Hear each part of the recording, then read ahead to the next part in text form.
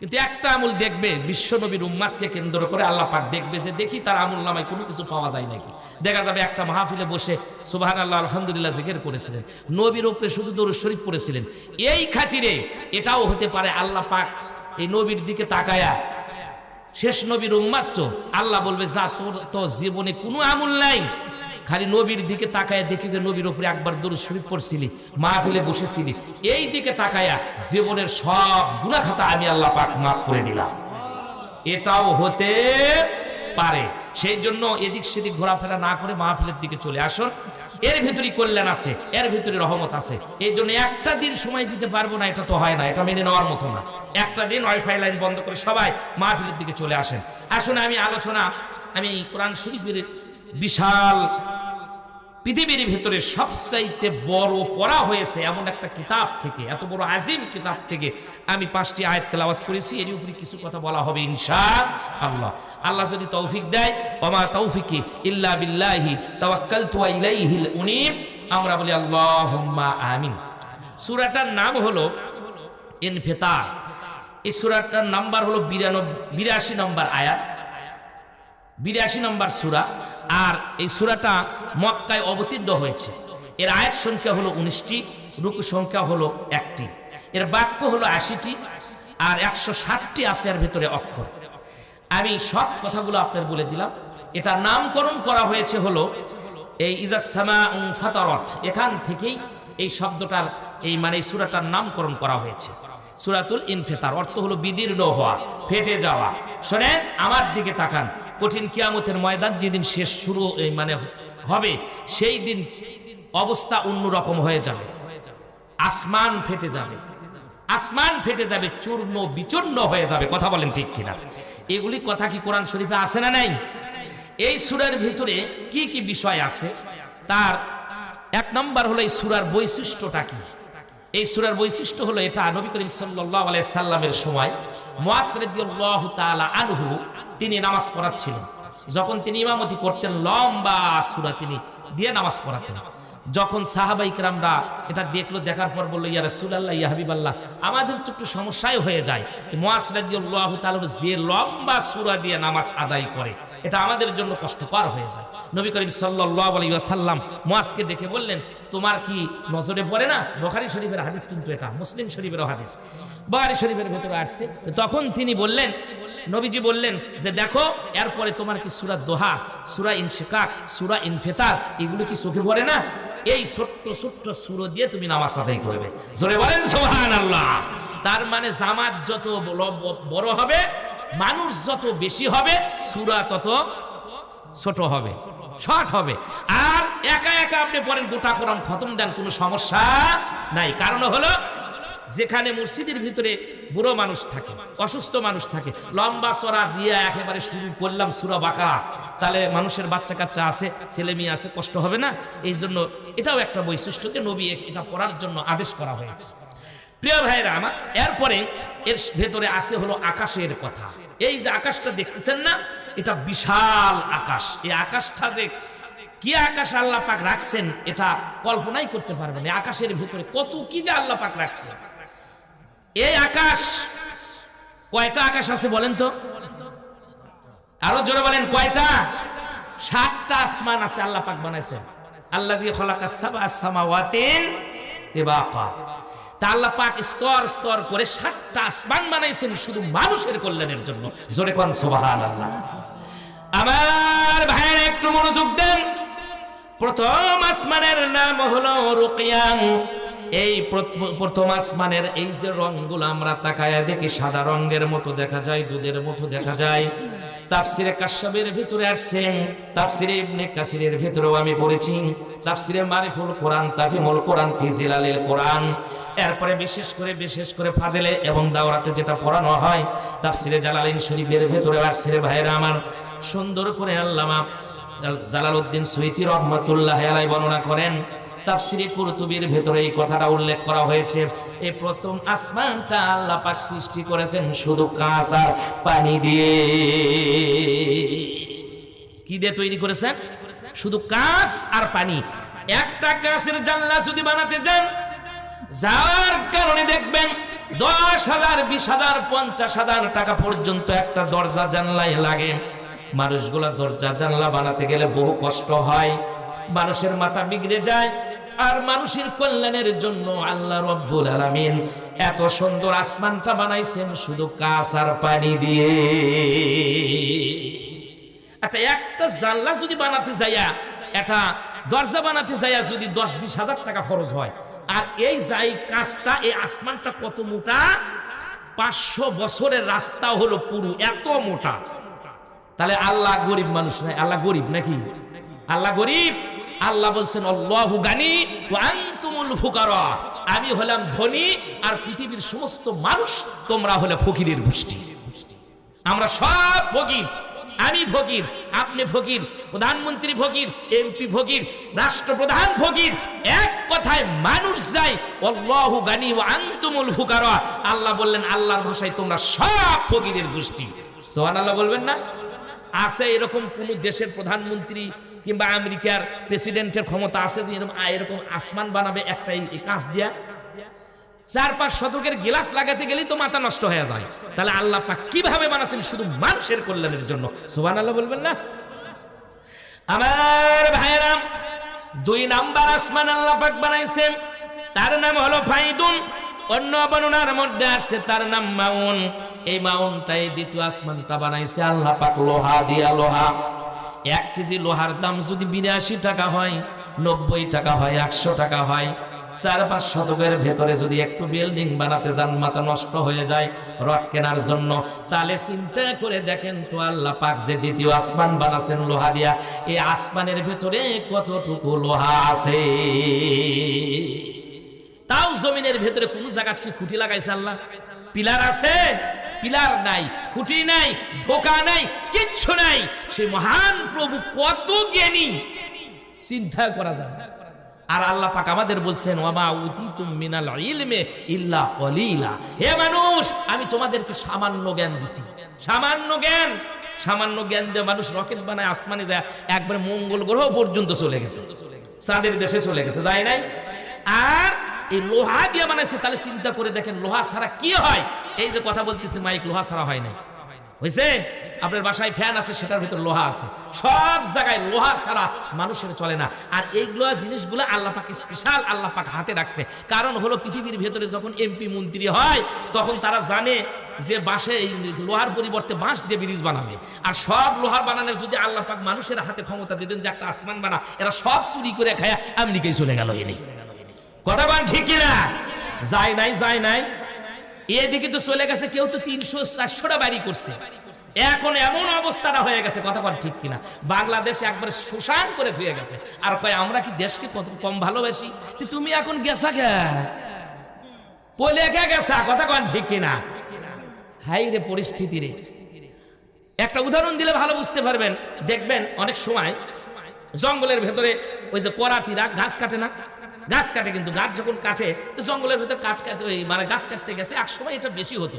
তো গাছ যখন কাটতে গেছে যাওয়ার পরে ওনারা একজন উপরে থাকে আর 2 জন কি ভাই নিচে থাকে না, এরকম করে উপরে টানে আর দেখে। তো জঙ্গলের ভিতরে ছিল বানর। তো বানর এখন থেকে বলতেছে বা ভালোই তো খেলতেছো তোমরা, আমাকে চাইতে তোমরাই খেলা ভালো জানো। এই চিন্তা চেতনায় ওনারা এই বানর দেখতেছে বলে তোমরা খেলতেছো আমরাও খেলবো হিনি। তো এই করাতিল গুলা গাছ এরকম করে কাঠে চিপতেছে আর মাঝে মাঝে এত বড় বড় বাটাম নিয়ে ওই মাঝখানে দেয়, দিয়ে হাতুর দিয়ে বাড়ি দেয়, খিল দেয়, বাটাম মারে, খিল মারে না? এই তো বুঝতে পারছেন, এই খিল গুলা যখন লাগায় বানর দেখে কয় যে বা ভালোই তো হচ্ছে। তা আসরের সময় যখন পার হয়ে গেছে তখন ওনারা সব যন্ত্র টন্ত্র নিয়ে ওগুলাই কি বলে ওটা করাত নিয়ে ওরা চলে যাচ্ছে। কিন্তু মাঝখানে যে খিলগুলা ওঠার আসি, তো ওরা যখন চলে গেছে জঙ্গল থেকে বের না হতে ওখান থেকে বানর ডাব দিয়ে ডালের উপর থেকে আসা ওই গাছের উপরে বসছে, বসে দেখে বলতেছে বা এটা তো ভালোই রে। এই বলে ওটা টানা শুরু করে দিচ্ছে, টানতে টানতে টানতে টানতে এক সময় ওটা তুলে ফেলে দিচ্ছে। আর বানর কিন্তু খুব সাংঘাতিক ব্রেন আছে তার, খালি সামনের দিকে নজর, পিছনের দিকে তার খেয়াল নেই। তো ওই যে গাছ কাটতেছিল, কাটতে কাটতে মাঝখানে যে ফাঁক থাকে না, ওই ফাঁক দিয়ে নিচ দিয়ে একেবারে তার ল্যাস ঢুকে গেছে। যখন ল্যাস ঢুকে গেছে আর এদিকে ওটা টানতে টানতে ফস করে বাটামটা তুলে ফেলে দিচ্ছে। যেই তুলে ফেলে দিচ্ছে কাঠ কি আর আগের মতো ফাঁক হয়ে আছে, একবারে মাঝখানে আটকে গেছে। যখন আটকে গেছে বানর এখন ল্যাস যখন ঢুকছে এখন পারতেছে না উঠতে, আবার বসতেও পারতেছে না, উঠতেও পারতেছে না, বেড়াতেও পারতেছে না। আমাদের দেশের 15 বছর যারা ক্ষমতায় ছিল একদিনে 5 তারিখের একদিনে এমন ভাবে পালিয়ে চলে গেছে, যারা বিদেশ চলে গেছে তারাও আর আসতে পারতেছে না, আর যারা বাংলাদেশে আছে তারাও আর পরিচয় দিতে পারতেছে না যে আমরা লীগ করি। কথা বল ঠিক কিনা? অবস্থা তাই হয় নাই? হাই রে হাই, কি মোসামরে! লেখাপড়া যদি না থাকে নেতার অভাব নাই। কথা বল ঠিক কিনা? সুতরাং এই যে বানরের উদাহরণটা আমি দিলাম, এইরকম নেতা হয়ে লাভ হবে না। আপনি আজকে ক্ষমতায় আছেন, ক্ষমতা উল্টায় আল্লাহ পাক পাল্টাতে পারে। কথা কর ঠিক কিনা? সুতরাং যে অহংকার করেছিলেন, তাকাব্বুরি করেছিলেন যে আমি কিয়ামত পর্যন্ত থাকবো, কেউ কয় 15 বছর থাকবো, কেউ কয় যতদিন বাঁচবি ততদিন থাকবি, আল্লাহ কয় আমি পারি। নমরুদক যদি ন্যাংরা মশা দিয়ে দুনিয়ার থেকে বিদায়ী করে দিতে পারি, ফিরআউনকে যদি নীল দরিয়ার ভেতরে চুবড়াবার পারি, আর সামান্য তোমরা কয়েকজন মানুষ তোমাকে একটু পাঠানোর মানে ব্যবস্থা করা, তোমাকে সিয়ার থেকে নামানোর, আমি আল্লাহর বেশি সময় লাগবে না। কথা বল ঠিক কিনা? পারছে না? এই যারা চলে চলে গেছে আর নাই, কেউ বলে না এখন যে আমি আওয়ামী লীগ করি। এখন আর আছে নাই? এখন আর নাই। দেখেন, মনে হয় বাড়তি চালান দিলেও আর আওয়ামী লীগ খুঁজে পাওয়া যাবে না। এখন হয় বিএনপি হয়ে গেছে, না হয় জামাতি হয়ে গেছে, নাই দাড়ি টুপি মানে বিশাল বড় হুজুর হয়ে গেছে। কথা বলে প্রিয় ভাইয়ের আমার, আমি এই জন্য কথাটা প্রথমে শুরুতে বললাম, আশেপাশের লোকজন যারা আছেন তাড়াতাড়ি মাহফিলের দিকে চলে আসেন। আজকে যে আলোচনা করব, সুন্দর আলোচনা করার চেষ্টা করব ইনশাআল্লাহ। প্রিয় ভাইরা আমার, বলতেছিলাম হলো দ্বিতীয় নম্বর আসমান বানাইছে আল্লাহ পাক কি দিয়া? লোহা দিয়া। তাহলে এত লোহার মালিক কি পৃথিবীতে আছে কোনো মানুষের? এই লোহাগুলো যদি মানুষের হাতে দিত, বুঝছেন, আমাদের দেশের এই 54 বছর ক্ষমতায় যারা ছিল এর মতো বেচতে বেচতে বাংলাদেশ পর্যন্ত বেঁচে শ্বাস করে হেলে দিল। এই জন্য লোহাটা আল্লাহ পাক রিজার্ভে রাখছে স্পেশাল ভাবে।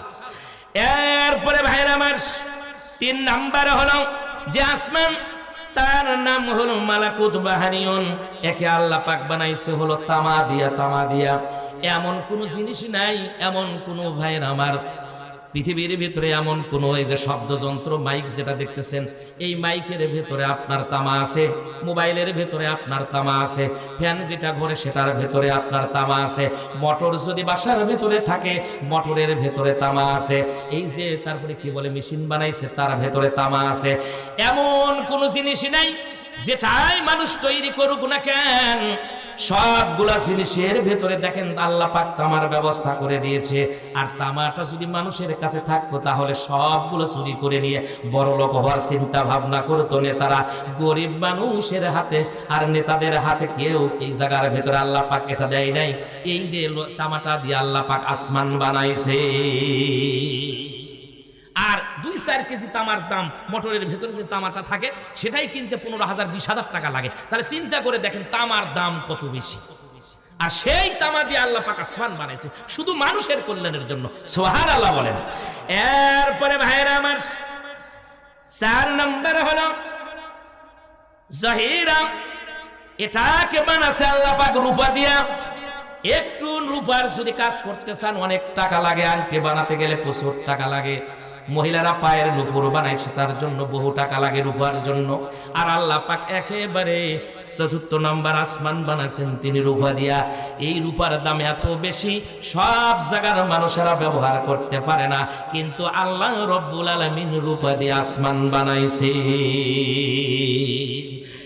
এরপরে ভাইরা আমার 5 নম্বর হলো মুজাইনা।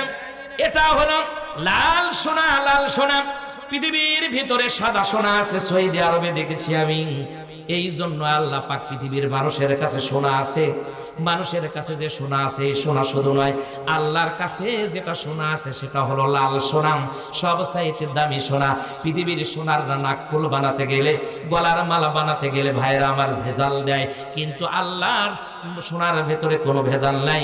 লাল সোনা দিয়ে আল্লাহ পাক 5ম আসমান বানাইছে। কি মহান প্রভু, শুধু মানুষের কল্যাণের জন্যই এই আসমানটা বানাইছে। এরপরে 6 নম্বর হলো ভাইরা আমার খালিসা। 6 নম্বর আসমানটা বানাইছে আল্লাহ পাক মুক্তা দিয়া। মুক্তা কি আপনার এলাকার ভেতরে, এই এলাকার ভেতরে কোনো মৌজার ভেতরে আছে নাকি কারো কাছে? নাই রে ভাই নাই। যার কারণে আল্লাহ পাক ওঠা রাখছে হলো ষষ্ঠ আসমানে মুক্তা দিয়া বানাইছে, সপ্তম আসমান বানাইছে আল্লাহ পাক লাল ইয়াকুত পাথর দিয়া। এই ইয়াকুত পাথর এত দামি, যার কারণে আল্লাহ পাক সেটাও আসমানের ভেতরে রাখছেন, আসমানটা বানাইছেন। এই 7টা আসমান আল্লাহ পাক 7 ধরনের পদার্থ দিয়া, ধাতু দিয়া আল্লাহ পাক তৈরি করেছে। তাহলে আল্লাহ পাকও বললেন কি, ইযা সামাউ ফাতারাত, যখন আসমানটা বিদীর্ণ হয়ে যাবে, সব চূর্ণ বিচূর্ণ হয়ে যাবে। কালকে রাতেও কিন্তু দিনে 10টা কয়েক মিনিট 11টার কাছাকাছি সময় ভূমিকম্প হয়েছে। এই ভূমিকম্প যখন হয়, জুমার দিন ছিল, আমি কোরআন শরীফ পড়তেছিলাম, যে মসজিদে তো যাবো, একটু দেখি তো তাফসীরগুলো দেখি। ওরে সর্বনাশ, গত রাতেও মাহফিল করেছিলাম, তার আগেও রাতেও চিন্তা করলাম কি ব্যাপার, আমার খাঁটি লড়তেছে, খাটের উপর পড়াশোনা করি, আবার টেবিলের চেয়ারে তো বসে পড়ি। আমি চিন্তা করতেছি কি খাট লড়তেছে নাকি না আমারই মাথার সমস্যা হলো, পাতা করতেছে। আবার ফ্যানের দিকে তাকিয়ে দিয়েছে না, ফ্যানও নড়াচড়া করতেছে না। এর সর্বনাশ। এই চিন্তা করতে করতে কোরআন শরীফ ওখানেই আছে। ওই অবস্থায় আমি বের হয়ে দৌড় মারছি, খালি মুখ থেকে বের হচ্ছে লা হাওলা ওয়ালা কুওয়াতা ইল্লা বিল্লাহ। আমি মনে করছি শেষ। সামান্য 5.7 তাপমাত্রায় যদি এই হয়, কিয়ামতের দিনের অবস্থাটা কি হবে, কি হবে? ঢাকাতে তো অনেক বিল্ডিং গুলো হেলে দুলে গেছে, মসজিদ গুলো হেলে গেছে। তবে বিশেষজ্ঞরা বলেছে যে ঢাকাতে যদি ভূমিকম্প হয়, গোটা ঢাকা থাকবে না, সব নিচের দিকে তলিয়ে যাবে। কারণটা হলো কি জানেন, মাটির ভারসাম্যতে আপনার আসমানের ভারসাম্যটা বেশি হয়ে গেছে। খালি ওটা বাদ দেন, আমি আর আপনি যে বডিটা বানাইছে, আল্লাহ পাক সুন্দর বডিটা দিয়েছে, এই বডিটা যদি, আমি তো মোটা মানুষ, আমার এই কোমরের নিচ দিক থেকে যদি উপরের দিকে ওজন বেশি হয়ে যায়, ডাক্তারের কাছে যাওয়ার পরে আপনাকে বলবে আপনার কোমরের হাড্ডি ক্ষয়ে গেছে। তারপরে কি বলে, হাঁটুর মানে ভেতরে স্প্রিং ক্ষয়ে গেছে। কারণটা কি জন্য হয়েছে বলে, আপনার উপরের ওজন বেশি হয়ে গেছে নিচের থেকে, এই জন্য ওয়েট বেশি হওয়ার কারণে ক্ষয় হয়ে গেছে। তা আপনি বিল্ডিং বানাইছেন, নিচের ভারসাম্য তো ঠিক রাখা লাগবে, যার কারণে পুরান ঢাকা কি ঢাকাই থাকে না, নতুনই আবার হয়ে যায়, আল্লাহই ভালো জানে। আজকেও নাকি হয়েছে ভূমিকম্প। এই যে অবস্থাটা হচ্ছে, কারণ কি জানেন, এটা হলো আমাদের কামাই, 2 হাতের কামাই। জাহারাল ফাসাদু ফিল বাররি ওয়াল বাহার বিমা কাসাবাত আইদিন নাস। আল্লাহ বলছে জলে স্থলে যে বিপর্যয়টা দেখো, এটা আমি আল্লাহ দেই না, এটা হলো তোমাদের 2 হাতের কামাই। এটা হলো তোমাদের 2 হাতের কামাই। তোমরা যা করতেছো, এই কারণে তোমাদের এই অবস্থাটা হচ্ছে। যে যাই হোক, আমি বলতেছিলাম হলো এই সূরার কি কি বিষয় আছে, বলতেছিলেন এই আকাশের কথা, তারকার কথা, সমুদ্রের কথা। এক কথায় কোরআন শরীফের ভিতরে আল্লাহ বলছেন নাযালনা আলাইকাল কিতাবা তিবয়ানাল লিকুল্লি শাই। মানুষের যা কিছু দরকার সবগুলো আল্লাহ পাক খুলে এই কোরআন শরীফের ভিতরে মানুষের কল্যাণের জন্য সব কিছু সুন্দরভাবে বর্ণনা করে দিয়েছে। সব আছে, আপনি কি চান। এরপরে আসুন, আল্লাহ পাক বলছেন এই সূরার ভিতরে শেষ বিচার সম্পর্কে আলোচনা করা হয়েছে। আল্লাহ বলছেন কাল্লা বাল তুকাজ্জিবুনা বিদ্দিন। এর ভিতরে সব কিছু আল্লাহ পাক খুলে বর্ণনা করেছেন। এরপরে 4 নাম্বার হলো 2 জন ফেরেশতা সম্পর্কে এই সূরার ভিতরে আলোচনা করা হয়েছে, কিরামান কাতিবিন। আমরা নাম শুনি না, এটা সম্মানিত 2 ফেরেশতা আমাদের কাদের ভিতরে আছে। তবে যারা মন্ত্রী এমপি এদের কাছে থাকবে না, নাকি কোন ক্ষমতার কারণে ফেরেশতা থাকবার পারে। যদি ফেরেশতার ভয় থাকতো, আল্লাহর ভয় থাকতো, নবী রাসূলের ভয় থাকতো, আর ভিতরে যদি তাকওয়া থাকতো, তাহলে কোনো মানুষ চুরি করতে পারতো না, ডাকাতি করতে পারতো না, ছিনতাই করতে পারতো না, সাদাবাজি করতে পারতো না। কথা বলেন ঠিক কিনা? সেই জন্য একটু খেয়াল করে চলি না। কয়েকদিনের জন্য মাতাউল কালিল, সামান্য কয়েকদিনের জন্য পৃথিবীর ভেতরে আসছি, এরপরে কিন্তু ফাজাজা ও জাহান্নাম ওয়া বিসাল মাসির, জাহান্নামের দিকে চলে যাওয়া লাগবে। প্রিয় ভাইরা আমার, এরপরে বিচার দিবসে কি কি ঘটবে এই সূরার ভিতরে আলোচনা করা হয়েছে। মুমিন এবং কাফেরদের কর্মফলের প্রতিদান সম্পর্কে আলোচনা করা হয়েছে। এরপরে 7 নম্বর হলো আদম সন্তানের কার্যগুলি, কি কাজ করতেছে আদম সন্তান, এই বিষয়ে এই সূরার ভিতরে আলোচনা করা হয়েছে। যাই হোক, আমি কতগুলো কথা বলতে যাব না।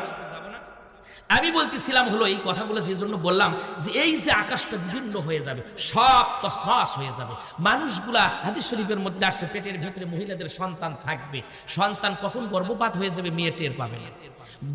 এই উটের গরুর দুধ দহন করতেছে, এমন অবস্থায় যখন ভূমিকম্প শুরু হয়ে যাবে, কিয়ামত শুরু হয়ে যাবে, ওই দুধ দহন করা অবস্থায় কখন কে কোন দিকে ছুটে চলে যাবে কেউ টের পাবে না। সামান্য ভূমিকম্পে যদি এই অবস্থা হয়, কয়েক সেকেন্ডের ভূমিকম্প হয়, তাহলে কিয়ামতের দিনের অবস্থাটা কি হবে, কি ভয়াবহ হবে।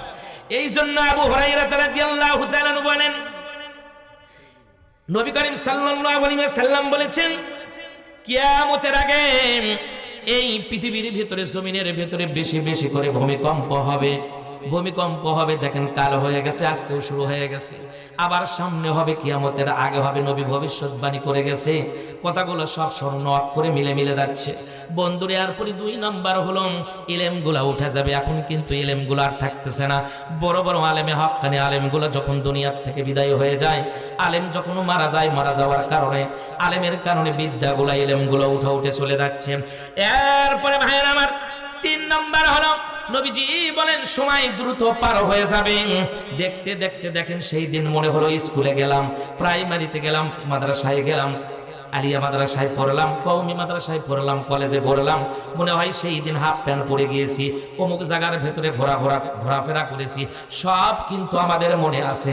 সময়গুলো সব দ্রুত পার হয়ে চলে যাচ্ছে। 5 নাম্বার হলো পয়গম্বর বলেন ফিতনা প্রকাশ পাবে। দেখেন চতুর্দিকে তাকায়া দেখেন শুধু ফিতনা দিয়ে পুরো পৃথিবীটা ভরপুর হয়ে গেছে। 5 নম্বর হলো সম্পদ বৃদ্ধি পাবে। বুখারী শরীফের মধ্যে আছে মানুষ সম্পদগুলো এত বৃদ্ধি করবে, সম্পদগুলো এত বৃদ্ধি হওয়ার কারণে সম্পদগুলো উপসে পড়ে যাবে। এই কিয়ামতের আগে এই কথাগুলো হবে, বুখারী শরীফের মধ্যে এটা আছে। আমার ভাইরা শুন, আমি বলতেছিলাম আল্লাহ পাক বললেন ইযাস সামাউ ফাতারাত, ইযাস সামাউ ফাতারাত ওয়া ইযাল কাওয়াকিবু ইনতাসারাত। এই দুনিয়ার মানুষ তোমরা শোনো, আসমান যখন ফেটে পড়বে, যখন নক্ষত্রগুলো সবগুলো নিচের দিকে বিক্ষিপ্ত হয়ে পড়ে যাবে, এই মানুষগুলো পাগলের মতো হয়ে যাবে। আমার ভাইয়েরা, শেষে আল্লাহ পাক আয়াতের পরে আল্লাহ বললেন ওয়া ইযাল কুবুরু বুসিরাত, কবরের ভিতরে যা কিছু আছে, মাটির নিচে যা কিছু আছে, সবগুলো পোকার মতো, পঙ্গপালের মতো সব ছুটোছুটি করে বের হয়ে যাবে। কবরের ভেতর থেকে সব বের হয়ে যাবে, একটা কিছু থাকবে না। আসমান ভেঙে যাবে, নক্ষত্রগুলো ছিটে ছিটে পড়ে যাবে, সমুদ্রগুলো সব একবারে উদ্গীরণ করে দেবে, সব পানিগুলা, নোনা পানি যা আছে, ওয়াইজাল বিহারু ফুজ্জিরাত, সমুদ্রগুলো উত্তোলিত হয়ে যাবে, লোনা পানি, মিঠা পানি সব একাকার হয়ে যাবে।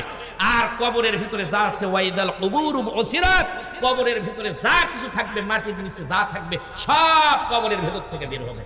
আমি আর আপনি কি জানি যে এখানে কবর ছিল না? আমরা বলতে পারবো? সব, আমার তো মনে হয় কত যে কবর চলে গেছে আল্লাহই ভালো জানে, কারণ আমরা তো আসছি একবার শেষ জামানার ভেতরে। এর ভেতরে কত কি যা হয়ে গেছে আল্লাহ সারা পৃথিবীর কোনো মানুষ বলতে পারবে না। পারবে? আমি আর আপনি বলতে পারবো? কেউ পারবো না। এই জন্য কবর সম্পর্কে আমি কিছু কথা বলি আপনাদের এখানে। আমি তো অনেক কথা বলছি, আমার আলোচনা শুনেছেন। কবর সম্পর্কে কোরআন শরীফের ভিতরে অনেক আয়াত আছে। যেমন আল্লাহ পাক বলেছেন, নবীকে লক্ষ্য করে বলছেন, পয়গম্বর আপনি যখন মুনাফিকের কবরের কাছে যাবেন, আজকে যা দাঁড়াছেন, এরপরে আর কখনো এই মুনাফিকদের কবরের কাছে দাঁড়াবেন না। আল্লাহ পাক বলছেন লা তাকুমু আলা কবরিহি, বলেন আল্লাহু আকবার। এ নবী, ও পয়গম্বর, আপনি যা করেছেন আর করবেন না, আর নয়, মুনাফিকদের কবরের কাছে আর আপনার দেওয়া যাবে না, দোয়াও করবেন না। আজকে মুনাফিক আছে না পৃথিবীর? আমাদের দেশেও আছে। ইসলামটা মানতেছি হলো আমরা কোরআন মানি, হাদিস মানি হলো খালি কিসের জন্য? নামাজের জন্য, রোজার জন্য, তাসবিহ তাহলিলের জন্য, জিকির আজকারের জন্য, মিলাদ পড়ার জন্য, আর মরার সময়। এই কয়েকটা ছাড়া আর সময় আমরা মানতে চাই না। কথা বলেন, মানতে চাই আমরা? নামাজে তো মানবেনই। যদি নামাজ, রোজা, তাসবিহ তাহলিল, জিকির আজকার আর কুরবানি এই কথাই যদি আল্লাহ বলতেন, তাহলে এই কোরআন শরীফটা 30 পারা নাজিল করার দরকার ছিল না। খালি 2-3 পৃষ্ঠার ভেতরে নামাজ, রোজা, কুরবানি এগুলো দিয়ে শেষ করে দিতেন। কিন্তু বিশাল কিতাবটা দিয়েছেন এই জন্য, এটা হলো কমপ্লিট কোড অফ লাইফ, এটা হলো মানুষের জন্য পরিপূর্ণ জীবন বিধান। এটা মনে করে রাখবেন, আপনার সব আছে। আমি আর আপনি বিয়ে করেছি, এটা কি এমনি করছি? এটা আল্লাহ কাছে বিয়ে করো তাই আমরা বিয়ে করছি, কথা কোন ঠিক কিনা? যদি কোনো কারণ বশত যদি স্বামী স্ত্রী না মেলে, আল্লাহ পাক তালাকের ব্যবস্থা করেছেন, এমনকি তালাকের নামে একটা সূরাই নাজিল করে দিয়েছেন। সুবহানাল্লাহ বলেন। তাহলে কি নাই? এর ভেতরে আছে হলো মৌমাছির কথা, এর ভেতরে আছে হলো মাদ্রাসার কথা, এরপরে এর ভেতরে আছে হলো আইনের কথা। আইন সম্পর্কে আল্লাহ পাক এই সূরা কোরআন শরীফের ভিতরে বলেছেন। এরপরে আল্লাহ বলছেন হলো বিচারের কথা। বিচার অবশ্যই আপনাকে কোরআন অনুযায়ী করা লাগবে। যেমন আল্লাহ পাক বলেছেন ওয়ালাম ইয়াহকুম বিমা আনজালাল্লাহু ফাউলাইকা হুমুল কাফিরুন। এই কথাটা কোরআন শরীফের ভিতরে 3টা আয়াতে বলেছেন। যারা দুনিয়ার ভিতরে কোরআন অনুযায়ী বিচার ফয়সালা করবেন, আল্লাহ পাক বলেন তারা হলো ফাউলাইকা হুমুল কাফিরুন, তারা হলো কাফিরের গোষ্ঠী। ফাউলাইকা হুমুজ জালিমুন, তারা জালেমের গোষ্ঠী। ফাউলাইকা হুমুল ফাসিকুন, তারা হলো সব ফাসিকের গোষ্ঠী। এই জন্য আমি আর আপনি এখন যেটা বিচার চলতেছে সেটা হলো আব্রাহাম লিঙ্কনের আইন। এটা পৃথিবীর কোনো মুসলমানরাও করে নাই। আর পৃথিবীর ভেতরে দেখবেন এক আইন, এক গরু আর এক গরুর আইন মানে না, এক শিয়াল আর এক শিয়ালের আইন মানে না। আর আমরা মানুষ হইয়া মানুষটাও যদি মুসলমান আইন করতো তাও হতো। আব্রাহাম লিঙ্কনের আইন দিয়ে সারা বিশ্ব ভরে গেছে। কথা কোন ঠিক কিনা? আর আইন চলবে কার? আল্লাহ বলছেন আলা লাহুল খালকু ওয়াল আমর, আইন যা এই সৃষ্টি করেছি আমি, আর আইন চলবেও আমার। আলা লাহুল খালকু ওয়াল আমর, সৃষ্টি যার, আইন চলবেও তার। আর এখন সেই অবস্থার মধ্যে আমরা নাই, আইন নাই। আইন চলতেছিল আব্রাহাম লিঙ্কনের আইনতে চলতেছে। কি এটাই যে চান না আল্লাহর আইন দিয়ে চললে ভালো চলবে? ভাইরা আমার, আল্লাহর আইন যদি চলে তাহলে কি হবে শুনুন। আল্লাহর আইন যখন পৃথিবীর ভেতরে চলবে, মুসলমানরা শুধু খালি নিরাপদে থাকবে তাই নয়, মুসলমানরা সুন্দরভাবে নিরাপত্তার মধ্যে থাকবে, হিন্দুরাও নিরাপত্তার মধ্যে থাকবে। যে যা দল করেন না কেন, বিএনপিরাও নিরাপত্তার মধ্যে থাকবে, আওয়ামী লীগ নিরাপত্তার মধ্যে থাকবে, জামাত ইসলামরাও নিরাপত্তার ভেতরে থাকবে। এমনকি দেশের যতগুলা নারী পুরুষ আছে সব মানুষগুলাই তারা নিরাপত্তার ভেতরে থাকবে। জোরে কোন সুবহানাল্লাহ। সব মানুষ ইসলামের মধ্যে আসলে, ইসলামী আইন মানলে সবাই ভালো থাকবে। আমার ভাইরা, আমি বলতেছিলাম কবরের কথা। দেখেন আর একটা আয়াতে আল্লাহ পাক বলছেন ওয়া আন্নাল্লাহা ইয়াবআসু মান ফিল কুবুর। আল্লাহ বলেন দুনিয়ার মানুষ তোমরা শোনো, আমি আল্লাহ পাক নিশ্চয় তোমাদেরকে কবরের ভেতরে যা কিছু আছে কবরের ভেতর থেকে সবগুলোকে উঠাবো। এরপরে আল্লাহ পাক অন্য আয়াতে বলেন সুম্মা আমাতাহুম ফাআখবারাহু। সূরা আবাসার মধ্যে আল্লাহ পাক বলছেন আমি আল্লাহ পাক মৃত্যু দেই, আবার তোমাদেরকে কবরের ভিতরে আমি ঢোকানোর জন্য সব ব্যবস্থা করে দিয়েছি, আবার এই কবরের ভেতর থেকে তোমাদেরকে আমি উঠাবো। অন্য আয়াতে আল্লাহ পাক বলেন ওয়া ইযাল কুবুরু বুসিরাত।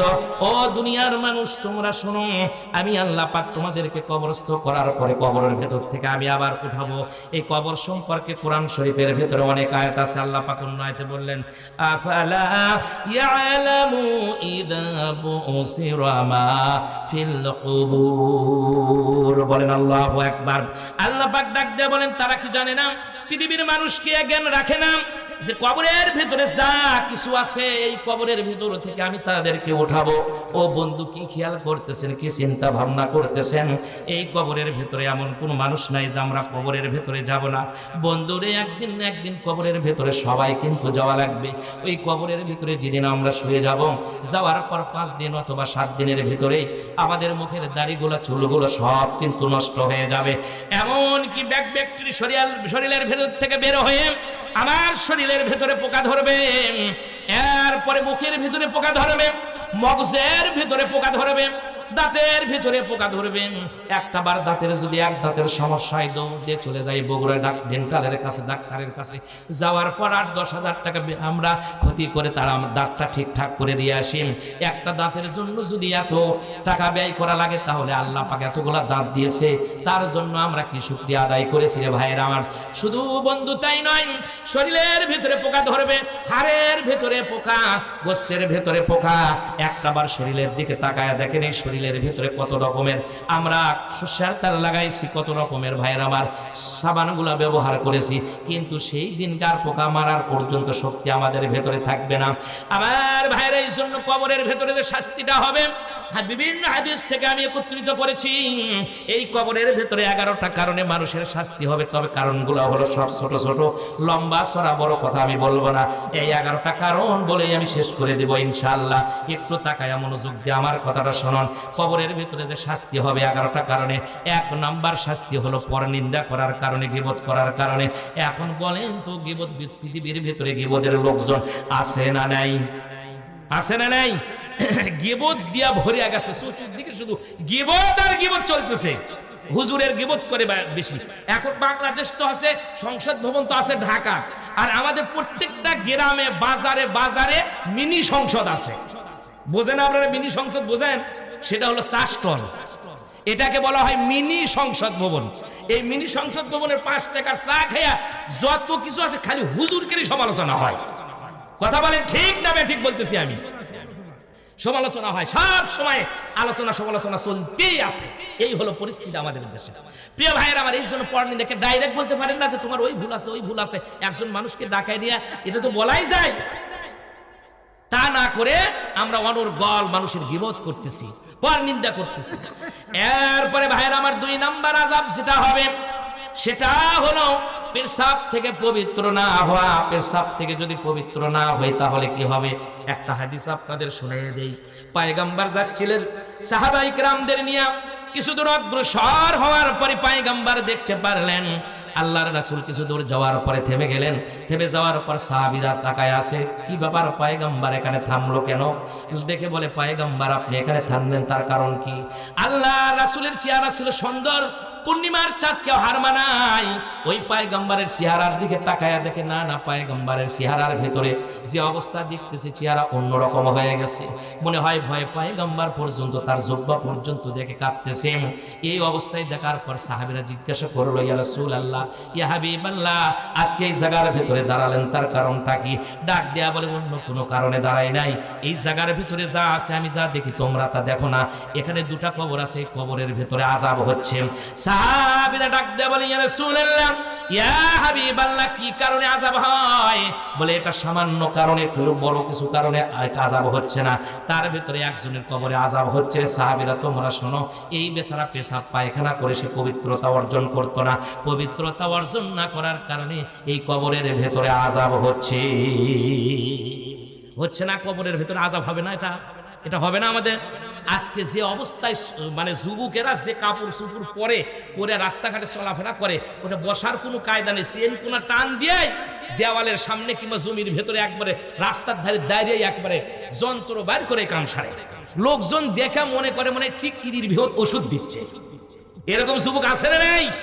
এটাও নাকি শিক্ষিত সমাজ, এটাও নাকি শিক্ষিত। আরে তোমার চাইতে তো কুত্তা ভালো আছে। কুকুর যখন পেশাব করে করার সময় পা একটা আসমানের দিকে তুলে পেশাব করে, কুকুরও চায় না যে তার পেশাবটা তার শরীরের দিকে পড়ুক, যার কারণে কুকুর পেশাব করার সময় পা একটা ওপরের দিকে তোলে। কথা কয় কি ভাই? দেখেন নাই কুকুরের এটা হলো বৈশিষ্ট্য। এটা দেখবেন যখন পেশাব করবে তখন সে পা আলাপ করে পেশাব করবে। আর আমার দেশের যুবকরা বসতেও চায় না। এখন তো বিজ্ঞানীরাও এটা প্রমাণ করে দেখেছে, ডাক্তাররাও প্রমাণ করে দেখেছে যে না, এটা পেশাব করা সুন্দর, এটা বসে পেশাব করা লাগবে, এটা নবীর সুন্নত। কারণটা হলো খালি সুন্নতি নয়, যারা দাঁড়িয়ে পেশাব করবে তাদের পেশাবের ইনফেকশন হবে, এরপরে কিডনির সমস্যা হবে, শেষ পর্যন্ত কিডনিটা ড্যামেজ হয়ে যাওয়ার সম্ভাবনা থাকে। এই জন্য সমস্ত পয়গম্বররা বসে বসে পেশাব করেছে, আর আমরা দাঁড়িয়ে পেশাব করি, আমাকে লজ্জাও নেই শরমও নেই। কথা কোন ঠিক কিনা? এই হলো পরিস্থিতি। এই পেশাবের কারণে, সামান্য একটু পেশাবের কারণে এই কবরের ভিতরে আযাব হচ্ছে। সাহাবীরা ডাক দিয়ে বলে, ইয়া রাসূলুল্লাহ, ইয়া হাবিবাল্লাহ, 2য় নম্বরে কবরের কি খবর? ডাক দেয়া বলে সাহাবীরা বললেন, নবীজি ডাক দেয়া বলে, সাহাবীরা তোমরা শোনো, 2 নম্বর কারণ, এটা অন্য কোনো কারণে হচ্ছে না। আল্লাহ পাক এই লোকটারে মুখ দিয়েছিল, কিন্তু মুখ দিয়ে জীবনে ভালো কথা বলে নাই, সব সময় মানুষকে অশ্লীল কথাবার্তা বলতো, সব সময় অশ্লীল ভাবে মানুষদেরকে গালিগালাজ করছে। এরকম মানুষ আছে না সমাজের ভেতরে? গালি দেয় তাদের অভ্যাস, ভালো কথা একটাও বলে না, স্ত্রীর কাছে গেলেও ভালো বলে না, বন্ধু বান্ধবের কাছে বলে না, বাপ মার কাছে বলে না, শিক্ষকের কাছে বলে না, নেতার কাছে বলে না, ইমামের কাছে তো আরো বলে না। আর ইমাম মানে তো আমরা মনে করছি হলো মসজিদের হুজুর, খালি ইমাম মনে করছি। ইমামের বাংলা কি বলেন তো? কি ইমামের বাংলা কি? নেতা। নেতাকে আমরা নির্বাচন করার সময় একেবারে সব পরিবেশ দেখি, যে দেখি হুজুরের যদি নেতা নির্বাচন যখন হয়, এই মানে মসজিদের ইমাম যখন নিয়োগ করা হয়, তখন ইমামের সব কিছু দেখে, ওয়ান সাইড দেখি ইমামের দাড়ি আছে কিনা, ইমামের এই পোশাক কি রকম, জুব্বা আছে কিনা, মাথায় টুপি আছে কিনা, দাড়ি আছে কিনা, দেখতে দেখতে দেখতে দেখতে একবার বউ পর্যন্ত দেখে, যে দেখি হুজুরের বউ পর্দা করে কিনা। আচ্ছা, ইমামকে দেখার জন্য 5 শতক জায়গার নেতা বানানোর জন্য যখন এত কিছু দেখি, যারা ইউনিয়নের নেতা হয় তাদের খবর কি? এই তো হুজুর, এটাই তো ভালো না, নাকি কর এই তো হুজুর রাজনীতি বলতেছে না। ওটা তো একটা ট্রেনিং সেন্টারের মতো, ওখান থেকে পয়গাম্বররা বিচার করেছে। এখনো মদিনাতে যান, তাইফের ময়দানে একটা রাস্তা পার হওয়ার পরে একটা মসজিদ আছে, সেই মসজিদের নাম হলো মসজিদে আলী। ওই মসজিদে আলীর ভিতরে আমি 2 রাকাত নামাজও পড়েছি। আর আমি ওখানে দেখেছি দোতলার উপরে পর্যন্ত আমি উঠেছি, ছাদের উপরে পর্যন্ত উঠেছি। ওঠার পর যেটা আমি দেখলাম যে ওই মসজিদের ভিতর থেকে আলী রাদিয়াল্লাহু তাআলা আনহু তিনি বিচার কার্য পরিচালনা করতেন। সুবহানাল্লাহ বলবেন না? আর আমাকে মসজিদের মধ্যে লেখা থাকে হলো মসজিদের ভিতরে দুনিয়াবি কোনো কথা বলবেন না। কেন দুনিয়াবি কথা বলবি না মানে? চোর চুরি করলে কোন যাই বলবি? কথা বল। সাদাবাজি করলে, ডাকাতি করলে, ছিনতাই করলে, রাহাজানি করলে, কোরআন শরীফের ভিতরে এগুলো আয়াতে ভরপুর হয়ে গেছে। আল্লাহ বলেন ফালিয়াবুদু রাব্বা হাযাল বাইত, এই ঘরে ইবাদত করো। ইবাদত করলে তোমাদের সন্ত্রাসী থেকে, চাঁদাবাজির থেকে, ভয় থেকে আমি আল্লাহ পাক নিরাপত্তা দিয়ে দেব। সুবহানাল্লাহ বলবেন না? তাহলে চিন্তা করে দেখেন যে এই কোরআন শরীফের ভিতর কত কি নাজিল আল্লাহ পাক করেছেন শুধু আমাদের জন্য। আমার ভাইয়েরা, এরপরে পয়গম্বর ডেকে বললেন, সাহাবীরা 2টা খেজুরের ডাল নিয়ে আসো তোমরা। আজকে এই জায়গার ভিতরে সাহাবায়ে কেরামরাম 2টা যখন ডাল নিয়ে আসলেন, ডাল নিয়ে আসার পরে তারা 2টা ডালটা আল্লাহর পয়গম্বর একটা কবরের ভিতরে রাখলেন, আর একটা অন্য কবরের ভিতরে পুঁতে দিলেন। দেওয়ার পর ডাক দিয়ে বললেন, সাহাবীরা এই জায়গার ভিতরে আমি এটা পুঁতে দিলাম, দেখো। সাহাবীরা বলে, ইয়া রাসূলুল্লাহ, ইয়া হাবিবাল্লাহ, কেন পুঁতে দিলেন? এর ফজিলত কি? ডাক দেয়া বলে, সাহাবীরা তোমরা শোনো, এই গাছটা, এই খেজুরের ডালটা যতদিন পর্যন্ত কাঁচা থাকবে আর এটা আল্লাহ পাকের জিকির করবে, এই জিকির করার কারণে এই 2 কবরের ভিতরে আযাবটা আল্লাহ পাক লাঘব করে দিবে। আহারে, গাছ পর্যন্ত আল্লাহ পাকের জিকির করে। এই জন্য পয়গম্বর বলেছেন, বিনে কারণে টান দিয়ে একটা গাছের পাতাও ছিল না, কারণ আমার গাছ পর্যন্ত আল্লাহ পাকের, আমি আল্লাহর জিকির করে। গাছ জিকির করে, হাঁস জিকির করে, পাহাড় জিকির করে, সব জিকির করে। মানুষের কপাল পরা শুধু আল্লাহর নাম বলে না। কথা বলেন ঠিক না বেঠিক? মানুষ শুকরিয়া আদায় করে। যে ইমামের কথা বললাম, ইমামের এত কিছু দেখে, কোনো কারণবশত যদি হুজুর একটু বিড়ি খায়, বিড়িও খায় না, বিড়ির মোতাটা যদি হাতে লিয়া যদি খালি এরকম করে দেখে, আর লোকজন যদি ভাবে যে বিড়ি তো এরকম করেই খায়, তাহলে হুজুর কি বিড়ি খায় নাকি? তাহলে ওই হুজুরের চাকরি, ইমামতি চলবি, নেতাগিরি চলবি? আচ্ছা, বিড়ি খাওয়ার কারণে যদি ইমামের মসজিদের হুজুরের যদি চাকরি যায়, তাহলে ইউনিয়ন থেকে শুরু করেন সংসদ ভবন পর্যন্ত যারা সিগারেট খায়, মদ খায়, গাঁজা খায়, এলকা খায়, ভেলকা খায়, ডাল খায়, বাবা খায়, তাদের অবস্থাটা কি? কথা বল ঠিক কিনা? মসজিদে যে অবস্থায় আছে, মসজিদে যেরকম নেতা নির্বাচন করেন, দেখে দেখে ইমাম নিয়োগ করেন, সবগুলো ইমাম এরকম নিয়োগ করা লাগবে। কথা বলেন ঠিক না ঠিক বললাম আমি? যদি না বলেন কি হবে? আমি কোরআন থেকে বলতেছি, হুজুর আছে। কিয়ামতের ময়দানে আল্লাহ পাক বলবেন, কুল্লু উনাসিন বিইমামিহিম, আজকে তোমাদের নেতা কই? তোমরা তোমাদের নেতার পেছনে আজকে দাঁড়িয়ে যাও। আমরা বাংলাদেশের মানুষ, আমাদের নেতা তো পুরুষ মানুষ নাই। কিয়ামতের দিন দেখা যাবে খালি মুয়ান্নাস আর মুয়ান্নাস। আমাদের স্বাধীনের পর থেকে 54 বছরে 2 জন নারী ছিল, মুয়ান্নাস মানে হলো মহিলা, স্ত্রীলিঙ্গ। এই 2 জন মানুষ ছিল হলো, এই 2 জন হলো আমাদের নেতা। কথা কোন ঠিক কিনা? খালি খালেদা আর হাসিনা। কি ভাই বুঝতেছেন না আমার কথা? আল্লাহ বলবে, কুল্লু উনাসিন বিইমামিহিম, আজকে ইমামের পেছনে দাঁড়াও। 1.5 ঘন্টার ইমাম বানাইছেন 5 ওয়াক্ত নামাজ পড়তে, বেশিরভাগ 5 মিনিটকে ধরলে 25 মিনিট হুজুর নামাজ পড়ায় না, 1 ঘন্টায় পড়ায়। 1 ঘন্টার নেতার কথা আল্লাহ বলেন নাই, এটা বলছেন হলো তোমার জীবনের যত নেতা খেতা আছে এগুলোর দিকে তাকাও। তা আমাদের বাংলাদেশের সেই দিন নেতা আল্লাহ পাক, আমরা বলবো যে আল্লাহ, আমরা 54 বছর যারা জীবনে বেঁচে থাকছে, পুরুষ মানুষ তো আমাদের দেশে আসলো না, আমরা তো পুরুষ মানুষ নাই, তো আমাদের দেশে নেতা আমাদের আসিল হলো এই খালেদার, হাসিনা, এগুলো হলো প্রথম কাতারের এরা নেতা। কথা কোন ঠিক বললাম না ভুল বললাম? বাসার কোনো কায়দা থাকবে সেই দিন? কুল্লু উনাসিন বিইমামিহিম, আল্লাহ পাক এই নেতাদের পেছনে সেই দিন দাঁড় করিয়ে দিবে। সেই নেতাগুলো হয়ে সামনে, আর এই নেতারা যদি জান্নাতে যায় তাহলে তো কপাল ভালো, তবে সেটা খুব কঠিন। পুরুষ মানুষ নেতা হবে আর মহিলারা সহযোগী করবে, সহযোগিতার কাজ করবে। যে যাই হোক, অনেক কথা আমি বলতেছিলাম। এই ইমাম দেখতে যায় যদি এত কিছু হয়, কঠিন কিয়ামতের দিনকে আমরা ভয় করি যে নেতাটা যেন পুরুষ মানুষ হয়। সামনে যে নির্বাচনটা আসতেছে, পুরুষ মানুষ যারা, সেই পুরুষ মানুষকে আমরা নেতা হিসেবে দেখতে চাই। কথা বলেন কিরে ভাই? ঘুম পাড়তেছেন? এত সকালে ঘুম ধরলো নাকি? আচ্ছা, জোরে একটা তাকবীর দেন তো। লিল্লাহে তাকবীর, লিল্লাহে তাকবীর, আলহামদুলিল্লাহ। এই যে দেখেন না, আমাদের কি চোখের ভেতরে কি ছানি পড়ছে না কি পড়ছে আল্লাহই ভালো জানে। সামান্য ঢাকা বিশ্ববিদ্যালয় এক সাদিক কায়েম যা দেখালো, চমক দেখালো, স্বাধীনের পর থেকে 54 বছরে কেউ এটা করতে পেরেছে? কেউ পারছে? কেউ পারে নাই।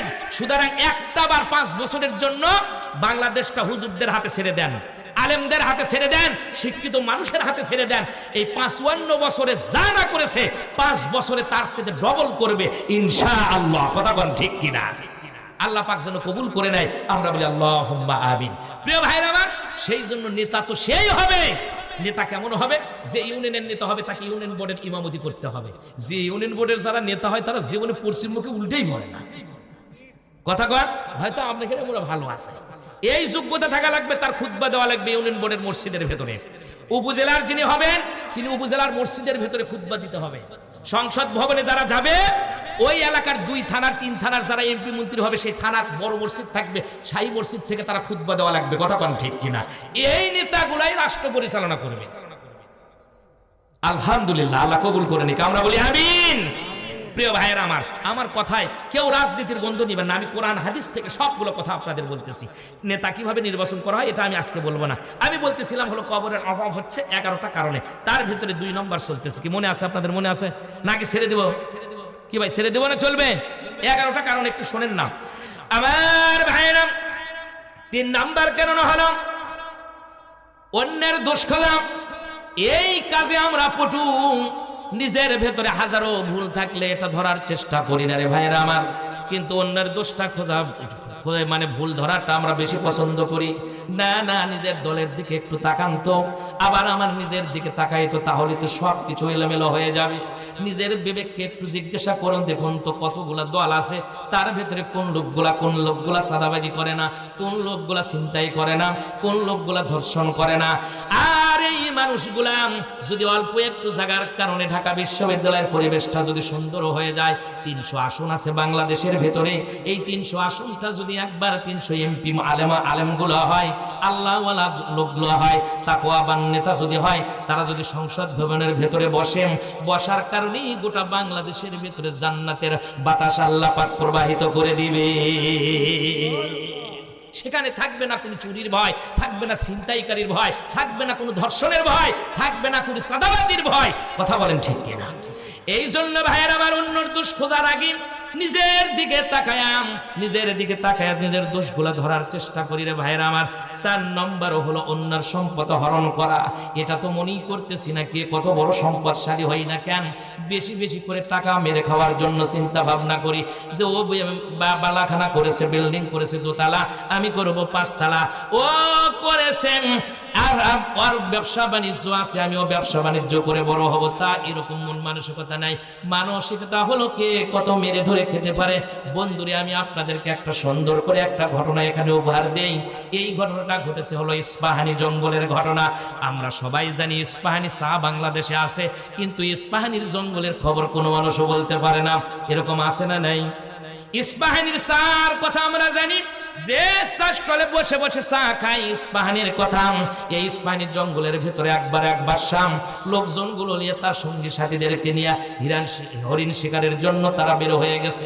হরিণ শিকার করার জন্য যখন বের হয়ে গেছে, যাওয়ার পর জঙ্গলের ভেতরে দেখতে পারলো না না, খুঁজে খুঁজে কোথাও হরিণটা পাওয়া যায় না। বাদশাহ সহ তার লোকজন সং একেবারে কাতর হয়ে গেছেন, নড়তে পারে না, সরতেও পারে না। কি আর খাবে? তারা চিন্তা করলো খাবার কোথায় পাওয়া যায়। কিছু দূর পর জঙ্গল থেকে বের হওয়ার পর দেখতে পারলো তারা একটা গাভী বাঁধা আছে। এই গরুটাকে, এই গাভীটাকে তারা জবা করে ফেলে দিল। কার না কারো হবে, ওই দিকে কোনো তাদের কোনো চিন্তা নাই। জোর যার মূল্যক তার, পালকি যার বউ তার, আছে না নাই? যার কারণে এটা ধরে তারা জবাই করে দিল। জবাই করার পর তারা ভাইয়ের আমার গোস্তটা ভুনা করে সব খেয়ে ফেলে দিল। ওদের বাদশা ছিল মুসলমান বাদশা, লোকজন গুলাও ছিল সব ধার্মিকই ছিল, পরেশগারী ছিল, কিন্তু খাবার যখন পায় নাই, না পাওয়ার কারণে গরুটা জব করে ফেলে দিয়েছে। এবার বাদশা ডাক দেয়া বলে, এত সুন্দর খাবারের ব্যবস্থা কোত্থেকে করলা? এই মাংসগুলা বুঝগুলা তোমরা কোথায় পালা? ডাক দেয়া বলে, বাদশা নামদার, জঙ্গল থেকে বের হওয়ার পর দেখতে পারলাম গাভী তাই তো আমরা কাতর হয়ে গেছি ক্ষুধার কারণে। এটাকে ক্ষুধা নিবারণ করার জন্য আমরাও খেলাম, আপনারেও খাওয়ালাম। বলে ডাক দেয়া বলে এটা কার না কার হবে, এই কাজটা তোমরা কেন করালা? ডাক দেয়া বলে হুজুর চিন্তা করবেন না, এই জঙ্গলের ভিতরে মনে হয় কোনো লোকজন থাকবে না, এটা কারো হোক আর না হোক, যদি দেখা যায় পরে সেটা হয়ে যাবে। আবার বন্ধু কিন্তু ওই গাবিটা ছিল ভাইয়ের আমার একজন বুড়ি মহিলার, তার বাছুরটা তিনি বাসার ভেতরে রেখেছেন। বাসার ভেতরে তার কোনো লোকজন ছিল না, তার দুটা মেয়ে ছিল, আর এই গাবিটাই ছিল তার হলো সম্বল। কিন্তু দেশটা ছিল হলো ইসলামের, বাদশা আসছে অন্য দেশ থেকে, আসার পরেও তিনি তার লোকজনগুলা ধরছেন। এরপরে বুড়িমা মহিলা ডাক দেয়া বলে কি ব্যাপার, এই জায়গার ভিতরে আমার গাবিটা কোথায় গেল? কোনো লোক নাই, জন নাই, কেউ বলতে পারে না। এরপরে তিনি তার প্রতিবেশীকে জানালেন। প্রতিবেশীরা ডাক দেয়া বলে অমুক দেশের বাদশা এখানে আসছিলাম, আসার পর তোমার গাবিটাকে তারা জবাই করে খেয়ে ফেলেছে। বলে তাই নাকি? বলে হ্যাঁ। বলে তাই যদি হয় বাদশা কখন বের হবে বলে আমরা জানি না, দেশের ভিতরে একটা সেতু ছিল, সেতুর উপর দিয়ে পার হয়ে যাওয়া লাগবে। মহিলা ডাক দেয়া বলে যখন বাদশা সেতুর কাছে চলে আসবে আমাকে একটাবার সংবাদ দিবে, কথাও যা কাজও তাই। কিছু সময় পরে দেখা গেল বাদশা তার লোকজনকে সাথে নিয়ে সেতুর উপর দিয়ে তিনি আসতেছিলেন। বুড়ি মহিলা তখন ডাক দেয়া বললেন, এই সেতুর উপরে বাদশা দেখতে পারলেন। বাদশার কাছে যা ডাক দেয়া বলে বাদশা আপনি একটু নামেন, ঘোড়ার পেস্টের থেকে আপনি নামেন। ডাক দেয়া বলে কি হয়েছে তোমার? বলে কি আর হবে, আপনি সহ দেশের লোকজন আজকে আমার এই দেশের ভিতরে জীবনে কোনোদিন এত ক্ষতি করে নাই, যে ক্ষতিটা আপনার লোকজন গুলা করেছে। বলে কি হয়েছে? বলে আপনার লোকজন সম্পর্কে আপনার ধারণা নেই, আপনার লোকজন গুলো আমার যে একটা গাবি ছিল এই গাবিটা জবাই করে আপনিও খাইছেন। এই লোকগুলো সবগুলো লোক হলো চোর, আর চোরদের লিডার হলো আপনি। আপনিও চোর, এরাও চোর, সব চোর একত্রিত হয়ে আমার গাবিটা পর্যন্ত শেষ পর্যন্ত জবা করে খেয়ে ফেলছেন। এই আপনি যদি কিয়ামতের দিনের বিশ্বাসী হন, এর বিচার করে তারপরে এই সেতুটা পার হয়ে যাবে। কিয়ামতের দিন কিন্তু পুল পার হতে পারবে না, এটা মনে রাখেন। মানুষের জিনিসটা, হারাম জিনিসটা কেমনে খাচ্ছেন? আপনার কি লজ্জা করে না? আপনার কি খারাপ লাগে না? এটা কেন আপনি করলেন? এই কাজটা বলেন। আমার ভাইরা বাদশা সঙ্গে সঙ্গে ঘোড়ার পৃষ্ঠের থেকে নেমে বলল, মা এই অপরাধটুকু দিও না, আমার জীবনে কোনোদিন আমি চুরি করি নাই, ডাকাতি করি নাই, আমি মারা যাব ঠিক আছে, কঠিন কিয়ামতের দিন তুমি আল্লাহর কাছে আমাকে আসামি বানাইও না। আমি মুসলমান বাদশা, অন্য দেশ থেকে আসতে পারি ঠিক আছে জঙ্গলের ভেতরে, তবে শুনে নাও আমি বাদশা, আমি জীবনেও কোনোদিন মানুষের প্রতি অন্যায় করি নাই। বলে অন্যায় যদি না করেন তাহলে এই যে গরুটা আছে, এই গরুর বাছুর আছে আমার বাসার ভেতরে, এই বাছুরটা না খেয়ে কেউ অবস্থা অন্যরকম হয়ে যাচ্ছে। দেখেন বাছুরের দিকে তাকায় দেখেন বাছুর কিভাবে চিৎকার করতেছে। আমার বাড়িতে কোনো পুরুষ মানুষ নাই যে আমার বাজারের ব্যবস্থা করবে, এর দুধগুলা বিক্রি করে আমার দুইটা মেয়ে আছে আর আমি কোনো মতো আমার জীবনটা চলতেছে। এই বাছুরের কি করবেন? আর আজকে এই জায়গার ভিতরে আমাদের তিনজনের কি করবেন? যতক্ষণ পর্যন্ত এই সঠিক বিচার যদি আপনি না করেন, কঠিন কিয়ামতের ময়দান যেদিন শুরু হয়ে যাবে, আজকে দুনিয়ার ভিতরে যদি আমি বিচার নাও পাই, কিয়ামতের দিন কিন্তু বাদশা আপনার লোকজনকে আমি ছাড়বো না। বাদশা ছিল ধার্মিক, দৌড় দিয়ে এসে তার হাতটা ধরছেন, ধরে তিনি অনেক কথাগুলো বললেন। কি বললেন আমি আপনাদের বলতেছি। প্রিয় ভাইরা আমার, এখন বলেন তো এই গরু চুরি আগে ছিল এখন নাই? মনে হয় এখন নাই নাকি? এখন তো গরু চুরি করতে করতে মাইকের মধ্যে বলতো গরু উঠছে। কি কথা ঠিক না ব্যাঠি? গরু চুরি করতে করতে গরু মাইকের মধ্যে এখন দেখি। আর গরু না, এখনকার যে গরুগুলো চা খাওয়া শিখছে। নেটের মধ্যে সার্চ দিয়ে দেখেন, এক গরু দেখি এক লোক ওই চার দোকানে দিয়ে গরু পর্যন্ত চা খায়। আমি এরকম আজীব কোনোদিন দেখি নাই। তবে গরুর চা পাটি যদি খাওয়ান, গরুর যত না আপনার এই মানে ওষুধ আর ইঞ্জেকশন করে আপনি মোটা বানাবেন, তার চাইতে ওই চা পাতি যেগুলো আছে মানুষ খাওয়ার পর ঠিক করে রাখার পর যদি ওটা গরু খাওয়ান, গরু মোটা তাজা হয়ে যায়। বিশ্বাস না হয় খিলে দেখেন, খিলে দেখেন, আপনার গরু আর ওরকম থাকবে না, আগের সে তো অনেক উন্নত হবে। সুবহানাল্লাহ। দেখেন আমি একটা চিকিৎসা আপনাদের দিয়ে গেলাম, আমি দেখি যে নেটে পর্যন্ত দেখলাম যে গরু এখন ওই মানে কি করে গরু এখন চা খাওয়া শিখছে। মানে এক কাপের ভিতরে ওই বেসালা দেয়, গরু ওই দেখি যে ওই সাইডে সাইডে চাগুলো খাচ্ছে। হাই রে, দুনিয়ারে কত রকমের খেলা আর দেখবো, আল্লাহ ভালো জানে। কথা বল, সেই সময় গরু চুরি করছে। এখনো বাংলাদেশের মানুষ, অনেক মানুষ আছে গরু চুরি করে না করে না? আরে গরু চুরি করতে করতে মহিলা মানুষরাও গরু চুরি করে। এই জন্য আল্লাহ পাক গরু চোর সম্পর্কে বলছেন, আইন করছেন আসারিকু মুযাক্কার আসারিকাতু মুআন্নাস, চোর হোক আর সুন্নি হোক এক ধরবা হাত কেটে দিবা। চোর এক ধরে আপনি যদি একটা মোবাইল চুরি করে, আম চুরি করে, জাম চুরি করে, কাঁঠাল চুরি করে, মোটরসাইকেল চুরি করে, এই চুরি করার কারণে ধরে দিয়ে আমরা মার দেওয়া হারাম। চোরেকে মারবে যাবেন আপনি, চোরের গায়ে হাত দেওয়া হারাম। চোর ধরবেন, হাত কেটে ফেলে দিবেন, এটা কোরআনের আইন। আল্লাহ খুশি হয়ে যাবি। দেশের আরগুলা মানুষ যা আছে জীবনে কোনোদিন আর চুরি করবি না। কথা কোন ঠিক কিনা? কথা ঠিক না বেঠিক? সূরা মায়েদার, হ্যাঁ এই যে আছে বসে আছে। সেই জন্য আল্লাহ পাক আগেই বলছেন আসারিকু আসারিকাতু ফাক্তু আইদিহিমা, চোর ধরো আর চুন্নি ধরো, হাত কেটে ফেলে দাও। বাংলাদেশের ছোট চোরের বিচার আছে না নেই? ছোট চোর, আম চোর, জাম চোর, কাঁঠাল চোর, মোবাইল চোর, এদের বিচার হয়। বিচার তো করে খালি না, ধরে বেঁধে রাখে পিলারের সাথে সারা রাত, যে কষ্ট দেয় মানুষকে, ইসলাম তা পছন্দ করে না। আচ্ছা এই চোর ধরে না মারলেন, যারা কলমের কাছে কোটি কোটি টাকা চুরি করে দেশ থেকে চলে গেছে, তাদের বাঁচার অবস্থাটা কি হবে? তাদের কয়জন পিটাইছি আমরা? তারা হলো দেশের একেবারে কুকিল কণ্ঠী, একেবারে গরিবের বন্ধু, দেশের বড় কর্ণধার। এরা হলো সোনালী যুগের, সোনালী দেশের, বাংলাদেশের, স্বাধীন দেশের আন্তর্জাতিক খ্যাতি নাম চোর। কথা কন ঠিক না? ঠিক বলতেছি আমি। সেই চোরগুলা কলমের কাছে কত কোটি কোটি টাকা এলোমেলো করে নিয়ে যাচ্ছে, কোনো সমস্যা বাংলাদেশের নাই, তখন সমস্যা হয় না। আরগুলা ছোট চোরের জন্য আমি পারমিশন দিচ্ছি না যে চোরেকে, কিন্তু চোরে মারা জায়েজ নেই। চোর ধরবেন, হাত কেটে ফেলে দিবেন। আরগুলা যা চোর আছে সব ভালো হয়ে যাবে। কথা কন ঠিক কিনা? বাংলাদেশের এমনও আছে এক মন্ত্রীর দায়িত্ব পায়া জমি হলো 2 বিঘা করে ফেলে দিচ্ছে, ঢাকার 42টা বাড়ি, বিদেশ বাড়ি, আমেরিকায় বাড়ি, এতই টাকা আল্লাহ দিছে। এখন বলছে যে না, এই টাকা তো আমি কামাই করছি, খালি তাহলে আমার স্ত্রী বলতো টিউশনি করে, টিউশনি করলে একেবারে 4-5টা বাড়ি করা যায়। শিক্ষকতা আর দুনিয়াতে কেউ করে না, খালি ওর বই করে। আসল কথা যদি কই, পিঠের মধ্যে যাবি হলো মই। এই হলো পরিস্থিতি প্রিয় ভাইরা আমার। তা আসুন আমি বলতেছি হলো 4 নম্বর হলো অন্যের সম্পদ হরণ করার কারণে, অন্যের সম্পদ মারে খাওয়ার কারণে এই অবস্থাটা হলো। সেই মানুষের, সেই ব্যক্তির কবরের ভেতরে আযাব হয়। আমার ভাইরা, বাদশা এবার ডাক দিয়ে বলেন, ও বুড়িমা, আমার লোকজনকে চোর বলবেন না, ডাকাতে বলবেন না, আমিও চোর না। যা হয়েছে ভুলের মাথায়, প্রচন্ড ক্ষুধার কারণে আমরা এই কাজটা করেছি। তবে শুনে নেন, কিয়ামতের দিন অত দূর যাওয়া লাগবে না। আপনি যে আসছেন এটা আমি আগে কল্পনা করেছিলাম, কার না কার গাবি হবে, গরু হবে, এটা কেন এই কাজটা করলাম, এই গতিটা আমি কেন করলাম। আপনি যান, আপনি চিন্তা করবেন না। এই একটা কারণে, একটা গাবির কারণে আপনার হাতের ভেতরে 1টা 2টা নয়, আমার লোকজনগুলো আপনার বাসার ভেতরে 70টা গাবি আপনাকে আমি উপহার হিসাবে দিয়ে দিব। একটা চুরি করছেন সমস্যা নাই, 70টা দিব। আবার ভাইরা, ইতিহাসের কিতাবের ভেতরে লেখে এই বাদশাটা ছিল মুসলিম বাদশা। এই বাদশার নাম অন্য বাদশা নাই, এনার নাম হলো হযরত মালিক শাহ রহমাতুল্লাহ আলাইহি। আমাদের দেশের ওলিগুলার নাম বললেই তো আমরা বিশাল বড় অনেক কিছু মনে করি, মনে করে মাজারের দিকে ছুটে যায়। আর আগেকার বাদশারা এমন ওলি ছিল, জীবনে কোনোদিন মানুষের কাছ থেকে অন্যায় করে টাকা নেয় নাই, পয়সা নেয় নাই। আর বাংলাদেশের যত ওলি হবে তত হাদিয়া আরো বেশি দেওয়া লাগবে। অনেক জায়গা আছে, অবশ্য হাফুনিয়াত নাই, অন্য অন্য জায়গা আছে।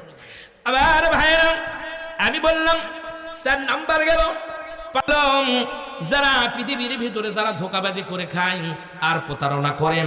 আল্লাহর রাসূল বলেছেন, ক্বালান নবী সাল্লাল্লাহু আলাইহি ওয়াসাল্লাম মান গাশশা ফালাইসা মিন্না। পয়গম্বর বলেন, যারা পৃথিবীর ভিতরে ধোঁকা দিয়া, বোকা বানায়া মানুষের কাছ থেকে প্রতারণা করে যারা ইনকাম করে খায়, আল্লাহর পয়গম্বর বলে তারা আমার উম্মত নয়। যারা মানুষের কাছ থেকে প্রতারণা করে টাকা নেয়, পয়সা নেয়, ইনকাম করে, নবী বলছেন ফালাইসা মিন্না, এরা আমার উম্মত না।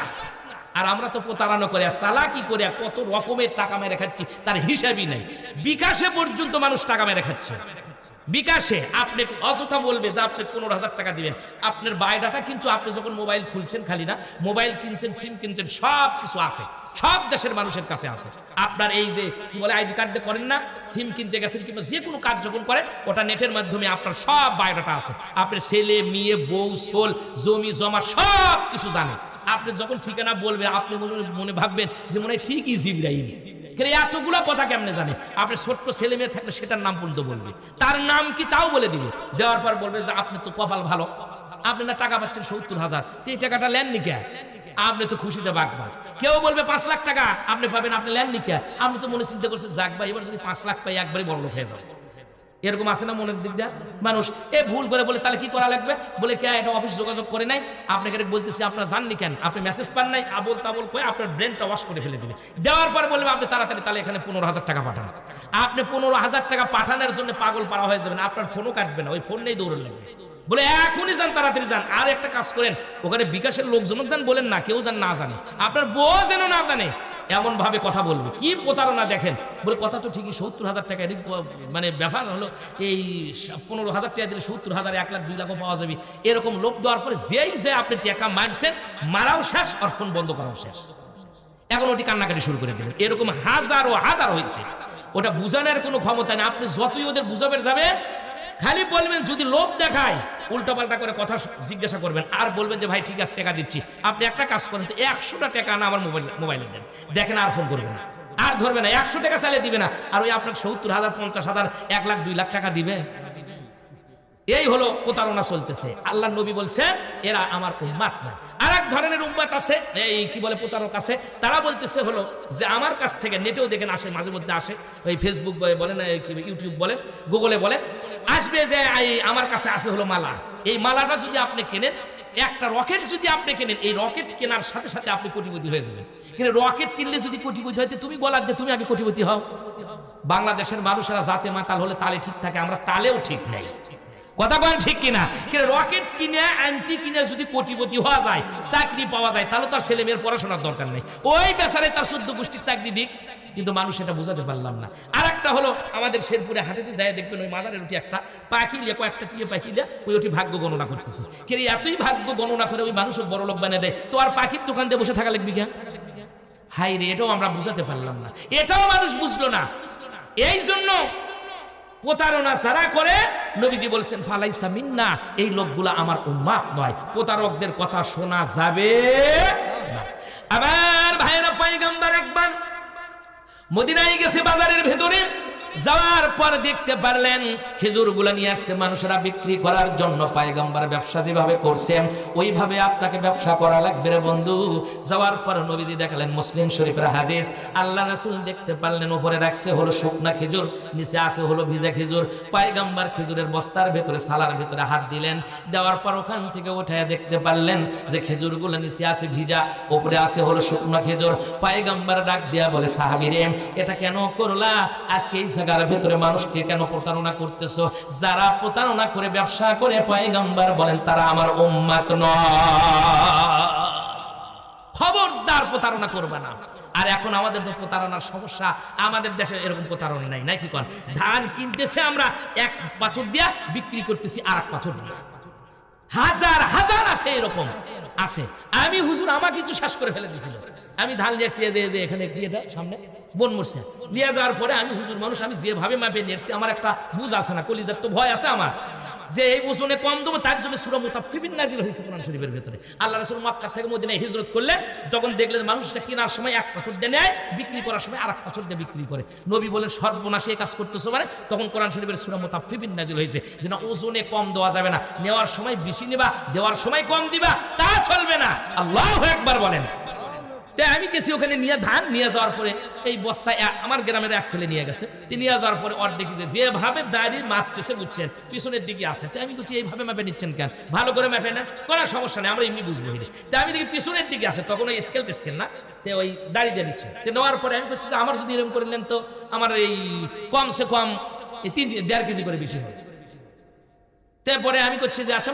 মাপার পরে দেখি ওই বেচারেরই ধান কম হলো তাই মনে করে তুমি কি মাপে নিয়ে আসছো কম হলো কে করছে না ভাই কম তো হওয়ার কথা নয় আর ইয়া হলো দেখে এই 2.5 কেজি কমাবি তাই মনে হয় থামেন আমার ধান ঢালেন না আগে ঢালেন না আপনি এটা কতটি করছেন 1.5 কেজি করে কমাইছেন আপনি 1.5 কেজি না আপনি আমার একটা দেন তো চলেন ওই যে ওখানে আমি ওই আগে কিন্তু ইয়ার টাঙ্গানো ছিল কি বলে ওটা বড় কাটা তো কাটার কাছে আমি যখন নিয়ে চলে গেছি ওই যে হানিফের একটা মোবাইল এখন তো কাপড়ের দোকান দিচ্ছে ওখানে ছিল তো আমি যখন ওখানে নিয়ে যাওয়ার পরে উনি এক বস্তা তোলেন আমি লোক চলেন যাওয়ার পরে ওখানে যে আমার একটা আইডিয়া আছে তাই হয়ে গেছে প্রতি বস্তাকে হচ্ছে হলো 1.5 কেজি করে বেশি তাই আমি কোনো আপনি ওখানে ওই বেচারারও কমাচ্ছেন আমার গ্রামের লোক আর আমারও তো কমাতেন তাহলে আপনি কমাচ্ছেন আর হলো 1 কেজি আমারও কমাতেন তাহলে আমার হচ্ছে বস্তাকে 1.5 কেজি আর 1 কেজি 2.5 কেজি করে বেশি দেওয়া লাগবে কেন আপনি কমালেন এখন এই লোকজনগুলো এখন সব জমে গেছে, যার পরে এই হুজুরের এই অবস্থাকে আমি কোনো ভাই এই অবস্থা ধান এই যে আমি নিয়ে আসছি এরকম করে বেচারা দিচ্ছে। তাই আমি জিজ্ঞেস করলাম যে আপনার বাসা কোথায়? ওই বাসা এখানে। এমন না, বাসা দেখে আপনার তো ভদ্র ভদ্র মনে হয়, আপনি কি করেন আসলে? বলছে হুজুর আমি বিদেশ ছিলাম। কোথায়? ওই মালয়েশিয়া। মালয়েশিয়া থেকে কি এই টেকনিক শিখে যাচ্ছেন আপনি? মানুষ কত খারাপ বুঝছেন, চিন্তাই করতে পারবেন না। এই হলো পরিস্থিতিতে সেই সময়ও ছিল। তে নবীজি যা বললেন যে সাহাবী খবরদার এই কাজ করো না, খেজুর উপরে দিয়েছে শুকনো, নিচে দিয়েছে ভিজা খেজুর। আমি নবী বলতেছি ফালাইসা মিন্না, তোমরা আমার উম্মত নয়। যদি নবীর জন্য সাহাবীর জন্য এই কথা শক্ত কথা বলেন, সাহাবীদের তুলনায় পৃথিবীর যত আলেম আছে মুসলমান আছে যদি এক পাল্লাই তুলে দেওয়া হয় আর এক সাহাবীর এক দিনের আমল এক সেকেন্ডের আমল তাদের সওয়াব অনেক অনেক বেশি হবে। কথা বলেন ঠিক কিনা? সেই সাহাবিক যদি নবী এই কথা বলে তাহলে আমাদের অবস্থাটা কি হবে? আমরা আর প্রতারণা করব না। এই প্রতারণা করবে যারা কবরের ভেতরে আযাব হবে তাদের। এরপরে ভাইরা আমার 6 নম্বর হলো যারা কোরআন হাদিসকে যারা অস্বীকার করে। আজকে হাজার হাজার মানুষগুলা কোরআন হাদিস অস্বীকার করতেছি। আমরা পৃথিবীর ভেতরে কিছু মানতেছি, শুধু কোরআনের কিছু আইন মানি আমরা। আল্লাহর হুকুম নামাজ পড়া নামাজ পড়ি, এই কথা কয়টা কথাগুলো আমরা মানি। ফাসাল্লি লিরাব্বিকা ওয়ানহার, নামাজ পড়ো আর কুরবানি করো, তাই আমরা এই কথাগুলো মানি। আর অসংখ্য জায়গার ভিতরে আছে ওয়াদা যদি করো ওয়াদা ঠিক মতো করবা, ওয়াদাটা ভঙ্গ করবা না। আবার ক্ষমতায় যখন তোমরা চলে যাবা, আল্লাযিনা ইম্মাক্কান্নাহুম ফিল আরদ আকামাস সালাত, যখন তোমরা ক্ষমতায় যাবা যাওয়ার পর প্রথম কাজটাই করবা নামাজের বিল পাস করবা। আমার ভাইরা এই জন্য কোরআনকে আমরা মানতেছি না। কোরআন না মানার কারণে, হাদিসকে অস্বীকার করার কারণে মানুষগুলা তারা জাহান্নামের ভেতরে চলে যাবে, কবরের ভেতরেও তাদের আযাব হবে। এরপরে 7 নম্বর হলো কোরআন তেলাওয়াত না করা। কোরআন তেলাওয়াত আমরা করতে চাই না। আগে ছোটবেলা দেখেছি, আগে এত কারেন্ট ছিল না, বিদ্যুৎ ছিল না, জানলার কাছে কাছে বসে বসে মহিলারা কোরআন তেলাওয়াত করতো, পুরুষ মানুষেরা কোরআন তেলাওয়াত করতো, ছেলে করতো, ছোট বাচ্চারা পর্যন্ত আমপারা নিয়ে সিবারা নিয়ে কায়দা বইটা নিয়ে তারা সঙ্গে সঙ্গে মসজিদের দিকে চলে যেত। আর তখন কোরআনের আওয়াজ ভেসে আসতো। আর এখন তাকায়া দেখেন আর কোরআন তেলাওয়াত আর বাড়ি বাড়ি থেকে পাওয়া যায় না। কোরআন যখন আমরা ছেড়ে দিয়েছি রে ভাইরা আমার, আজকের থেকে গান থেকে শিক্ষা নেন। প্রত্যেকটা পরিবার থেকে যদি সকালবেলা কোরআন শরীফ পড়া হয়, বেটার বউ যদি কোরআন শরীফ পড়ে, ছেলে যদি কোরআন শরীফ পড়ে, স্ত্রী যদি কোরআন শরীফ পড়ে, বাসার ভেতরে যারা আছে যারা কোরআন শরীফ যদি পড়েন, ওই সংসারের ভেতরে জীবনেও কোনোদিন কলহ হবে না, কখনোই বাসার ভেতরে মারামারি হবে না, ঝগড়া হবে না। কারণ আপনি প্রথম সকাল থেকে শুরু করলেন তো কোরআন তেলাওয়াত দিয়ে, যার কারণে কোরআন তেলাওয়াত যে বাসার ভেতরে হবে, আল্লাহ পাক ওই বাসার ভেতরে ওই রুমের ভেতরে আল্লাহ পাক রহমত বর্ষণ করে দিতেই থাকবে। এই জন্য আমরা কোরআন তেলাওয়াতটা সবগুলোকে, ছেলে মেয়ে স্ত্রী পুত্র যা আছে সবাইকে বলবো, সকালবেলা হয়েছে ফজরের নামাজ পড়ার পরে 3 আয়াত হলেও কোরআন শরীফটা অর্থ সহ তোমরা পড়ো, 2টা হাদিস হলেও তোমরা অর্থ সহ পড়ো। ছেলেকে বলবেন, মেয়েকে বলবেন, বউকে বলবেন, যা আছে সবাই পড়বেন, কপাল খুলে যাবে। বিশ্বাস করুন রে ভাইরা আমার, কিয়ামতের দিন কোনো মৌলবীকে আপনি খুঁজে পাবেন না, কোনো বক্তাকে আপনি পাবেন না, কবরের ভেতরেও আপনার কেউ সাথী হবে না। মুনকির নকির যখন কোরআন শরীফটা যখন আমরা পড়ব, মুনকির নকির আসার কারণে কোরআন শরীফের ভিতরে যেটা আমাকে প্রথম সহযোগিতা করবে সেটা হলো কোরআনুল কারীম। এই জন্য পয়গম্বর বলেন কিয়ামতের ময়দান যেদিন শুরু হবে সেই দিন কোরআন শরীফ আর হলো রোজা, এই 2টা জিনিস মানুষকে শাফায়াতের জন্য কথাবার্তা বলবে। তাছাড়া পৃথিবীর কোনো মানুষ সেই দিন কেউ কথা বলতে পারবে না। বুখারীতে একটা লম্বা হাদিস আছে রে ভাইরা আমার, কঠিন কিয়ামতের ময়দান যেদিন শুরু হয়ে যাবে সেই দিন মানুষগুলা পাগল পাড়া হয়ে হাসরের ময়দানে ঘুরতে ঘুরতে তারা আবুল বাশার আদম আলাইহিস সালামের সাথে সাক্ষাৎ হবে।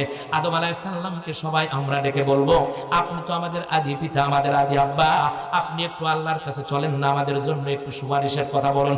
বলার সঙ্গে সঙ্গে আদম আলাইহিস সালাম বলবে, না না, আমার দ্বারা সম্ভব নয়, আমি আজকে পারবো না, তোমরা চলে যাও দ্বিতীয় আদমের কাছে, নূহ পয়গম্বরের কাছে। নূহ আলাইহিস সালামের কাছে যাওয়ার সঙ্গে সঙ্গে নূহ পয়গম্বর বলবে, না না, আমিও সুপারিশের কথা আল্লাহর কাছে বলতে পারবো না, তোমরা চলে যাও। আজকে এই জায়গার ভেতরে জাতির পিতা আছে ইব্রাহিম, মিল্লাতা আবিকুম ইব্রাহিম, তিনি হলো জাতির পিতা, জাতির পিতার কাছে তোমরা চলে যাও। সব মানুষগুলো হাসরের ময়দানে পাগল পারা হয়ে জাতির পিতা ইব্রাহিম আলাইহিস সালামের কাছে চলে যাব।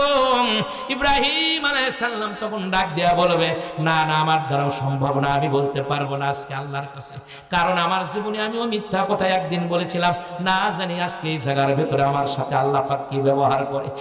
এরপরে ভাইরা আমার ইব্রাহিম পয়গম্বর ডাক দেয়া বলবে, আজকে আমার মন বলছে একজন মানুষ আল্লাহর সাথে কথা বলবে, সেটা হলো সব সময় দিনে দুনিয়ার ভেতরেও তিনি কথা বলেছে, ওনার নাম হলো মুসা কালিমুল্লাহ। ওই যে দেখো, তাকায় দেখো হাসরের ময়দানে মাথার ভেতরে চুলগুলা দেখলো, কোকড়া কোকড়া চুলগুলা, দাড়িগুলো সুন্দর বলিষ্ঠ কণ্ঠস্বর। ওই মুসা পয়গম্বরের কাছে তোমরা সবাই চলে যাও। আমার মন বলতেছে মুসা পয়গম্বর তোমাদের জন্য কিছু ব্যবস্থা করবে। হাসরের ময়দানে সবাই ভাইয়েরা আমার মুসা কালিমুল্লাহর কাছে আমরা চলে যাব। মুসা পয়গম্বর ডাক দেয়া বলবে, আমিও পারবো না। তার কারণ হলো আমি একজন কীর্তিকে ঘুষি মেরেছিলাম, আমি জানতাম না তিনি মারা যাবে। শুধু মারাই যায় নাই, তার শরীরটা 16টা টুকরা হয়ে গেছে। বুখারীতে আসছে মুসা পয়গম্বর বলবে, না না, আমার দ্বারা সম্ভব নয়। তবে আমার মন বলছে আজকে একজন মানুষ কথা বলবেন, তিনি অল্প বয়স্কের পয়গম্বর, মাত্র 45 বছর বয়স তার, তিনি হলো ঈসা রুহুল্লাহ। এই ঈসা পয়গম্বরের কাছে চলে যাও। ঈসা পয়গম্বর মনে হয় তোমাদের জন্য কিছু ব্যবস্থা করবেন। সব মানুষগুলো ঈসা রুহুল্লাহর কাছে চলে যাবে। ঈসা পয়গম্বর ডাক দেয়া বলবে, না না, আজকে হাসরের ময়দানে আমি কথা বলতে পারবো না। তবে তোমাদের কাছে একটা কথা বলি, আজকে যিনি আল্লাহর সাথে কথা বলতে পারবেন তিনি অন্য কোনো পয়গম্বর নয়, উনি হলেন আখিরি জামানার পয়গম্বর জনাবে মুহাম্মাদুর রাসূলুল্লাহ। সবাই পড়েন সাল্লাল্লাহু আলাইহি ওয়াসাল্লাম। আমরা সবাই পাগল পারা হয়ে নবীর কাছে চলে যাব। নবী বলবে, না না, আমিও কথা বলতে পারবো না আল্লাহর কাছে, না জানি আজকে কোন অবস্থাটা হবে হাসরের ময়দানে। যেদিন ছেলে তার মেয়েকে চিনবে না, মেয়ে তার ছেলেকে চিনবে না, বাবা তার সন্তানকে চিনবে না, সন্তান তার বাবাকে চিনবে না, মাকে চিনবে না, সেই কঠিন কিয়ামতের দিন আল্লাহর পয়গম্বর ভাইরা আমার বলবে, আমি চিনবো না। আল্লাহ পাক তখন ডাক দিয়া বলবে, ও মুহাম্মদ, ও আমার হাবিব, ও আমার বন্ধু, আমি দুনিয়াতে তোমাকে বহু কাঁদাইছি, আজকে আমি কাঁদাবো না। আজকে তোমার উম্মতদের ভিতর থেকে যাকে খুশি তুমি তাদের ডান হাতখানা ধরো, ফাসফালি মানুষেতা, যাকে খুশি ধরে ধরে তুমি জান্নাতুল ফেরদাউসের মেহমান বানায়া দাও। সেই হাসরের ময়দানে শুধু নবী কথা বলবে রে ভাইয়ের আমার, এছাড়া কেউ কথা বলবে না। এই জন্য কোরআনটা সাথী হবে, এই জন্য কোরআনকে ভুলে যায় না। কোরআন ভোলা যাবে না, তার কারণ শুধু পড়লেই হবে না, কোরআনকে একেবারে রাষ্ট্র ক্ষমতা পর্যন্ত নিয়ে যাওয়া লাগবে। তাহলে বোঝা যাবে আপনি কোরআনকে সব জায়গার ভেতরে আপনি ভালোবাসেন।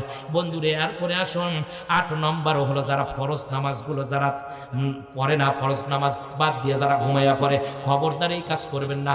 যেখানে যে অবস্থায় থাকেন না কেন ফরজ নামাজগুলো পড়বেন। এটা গেল 8 নম্বর। 9 নম্বর হলো যারা মিথ্যা কথা বলে, এই মিথ্যা কথা বলার কারণে কবরের ভেতরে আযাব হবে। এরপরে ভাইরা আমার 10 নম্বর হলো আকরুর রিবা, যারা দুনিয়ার ভেতরে শতকরা 10 টাকা খায়, এই যারা সুদ খায়, এই সুদখোরের আযাবগুলো কবরের ভেতরে হবে। এরপরে ভাইয়েরা আমার 11 নম্বর হলো যারা জেনা ব্যভিচার করে দুনিয়ার ভেতরে, এই জেনা ব্যভিচার যারা করে তাদের কবরের ভেতরে শাস্তি হবে। এই কিতাবের নাম হলো ডক্টর আব্দুল্লাহ ইবনে হাবিব আল-হারি মিন আসাবিল আযাবিল কবরি মাআদ্দিল দলিল। এই কিতাবের ভিতরে 11টার কথা বলেছে, বাড়তি কোনো কথা আপনাদেরকে আমি শোনালাম না। ও বন্ধু, খেয়াল করে শুনুন, এর ভিতরে আরো আলোচনা আছে। যদি একটু মনোযোগ দেন, কথাগুলো শুনতে চান, তাহলে আরো বলবো। একটু কয়েকবার জিকির করেন তো, লা ইলাহা ইল্লাল্লাহ।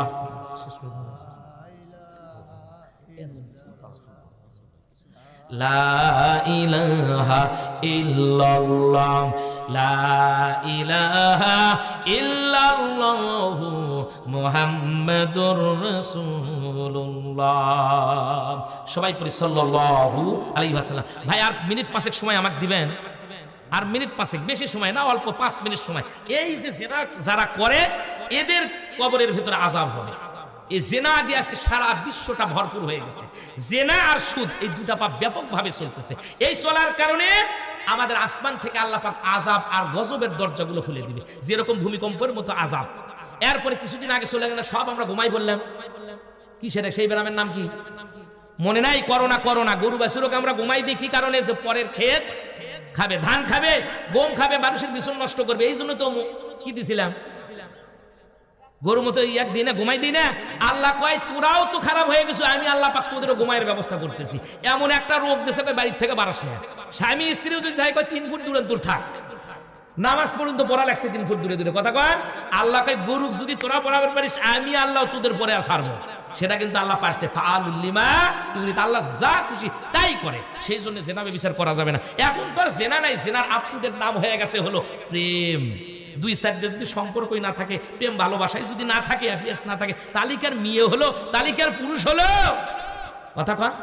এখন শোনেন সাহাবায়ে কিরামদের থেকে অল্প 2-3 মিনিটের মধ্যে একটা মানে ওয়াকি আপনাদের শোনাই। সাহাবীর নাম হলো নাবাহান রাদিয়াল্লাহু তাআলা আনহু। এই নাবাহান রাদিয়াল্লাহু তাআলা আনহুর কাজ হলো খেজুর বিক্রি করা। দেশের ভিতরে মক্কা মদিনার থেকে ওই যে আমরা যেরকম ঝাঁকার মধ্যে কিংবা ভারত করে মানুষেরা আসে না, ওই যে শনপাপড়ি নিয়ে আসে, ইয়াটিয়া নিয়ে আসে, টিন ভাঙ্গাচুরা নিয়ে আসে না, নাবাহান রাদিয়াল্লাহু তাআলার কাজ হলো খেজুর বিক্রি করা। এক খেজুরগুলো মানুষের কাছ থেকে কিনে এনে বাজারে মদিনায় বাজারে এনে বিক্রি করে। আবার ভাইরাম, এই নাবাহান রাদিয়াল্লাহু তাআলা আনহু খেজুর কেনার জন্য চলে গেছে। হঠাৎ করে সামনে দেখে একটা বাড়ি রে ভাইয়ের, আবার বাসার কাছে যা ডাক দিয়ে বলতেছে, খেজুর আছে নাকি? খেজুর, কেউ খেজুর বিক্রি করবেন নাকি? হঠাৎ করে মহিলা কণ্ঠে একটা আওয়াজ ভেসে আসলো, হ্যাঁ হ্যাঁ খেজুর বিক্রি করবে, একটু দেরি করেন না, একটু রেস্ট করেন না। বলে আচ্ছা ঠিক আছে, খেজুর আছে। এরপর মহিলাটা তিনি হাঁটি হাঁটি পা করে খেজুরগুলো নিয়ে আসলেন রে ভাইয়ের আমার। এই নাবাহান সাহাবী চতুর্দিকে তাকায় দেখতে পারলেন, দেখিত কোন মানুষজন আছে নাকি? চতুর্দিকে তাকায় দেখে না, লোকজনগুলা কিছুই দেখা যায় না।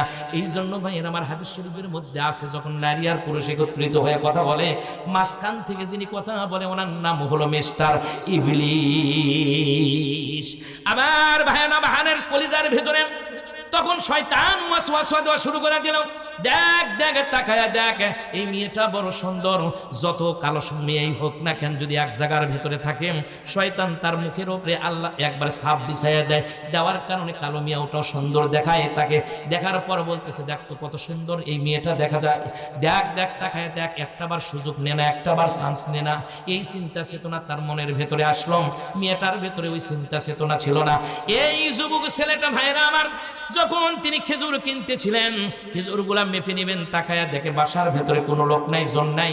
দরজার কাছ থেকেই বলতেছে, বাসার ভেতরে কি কেউ নেই নাকি?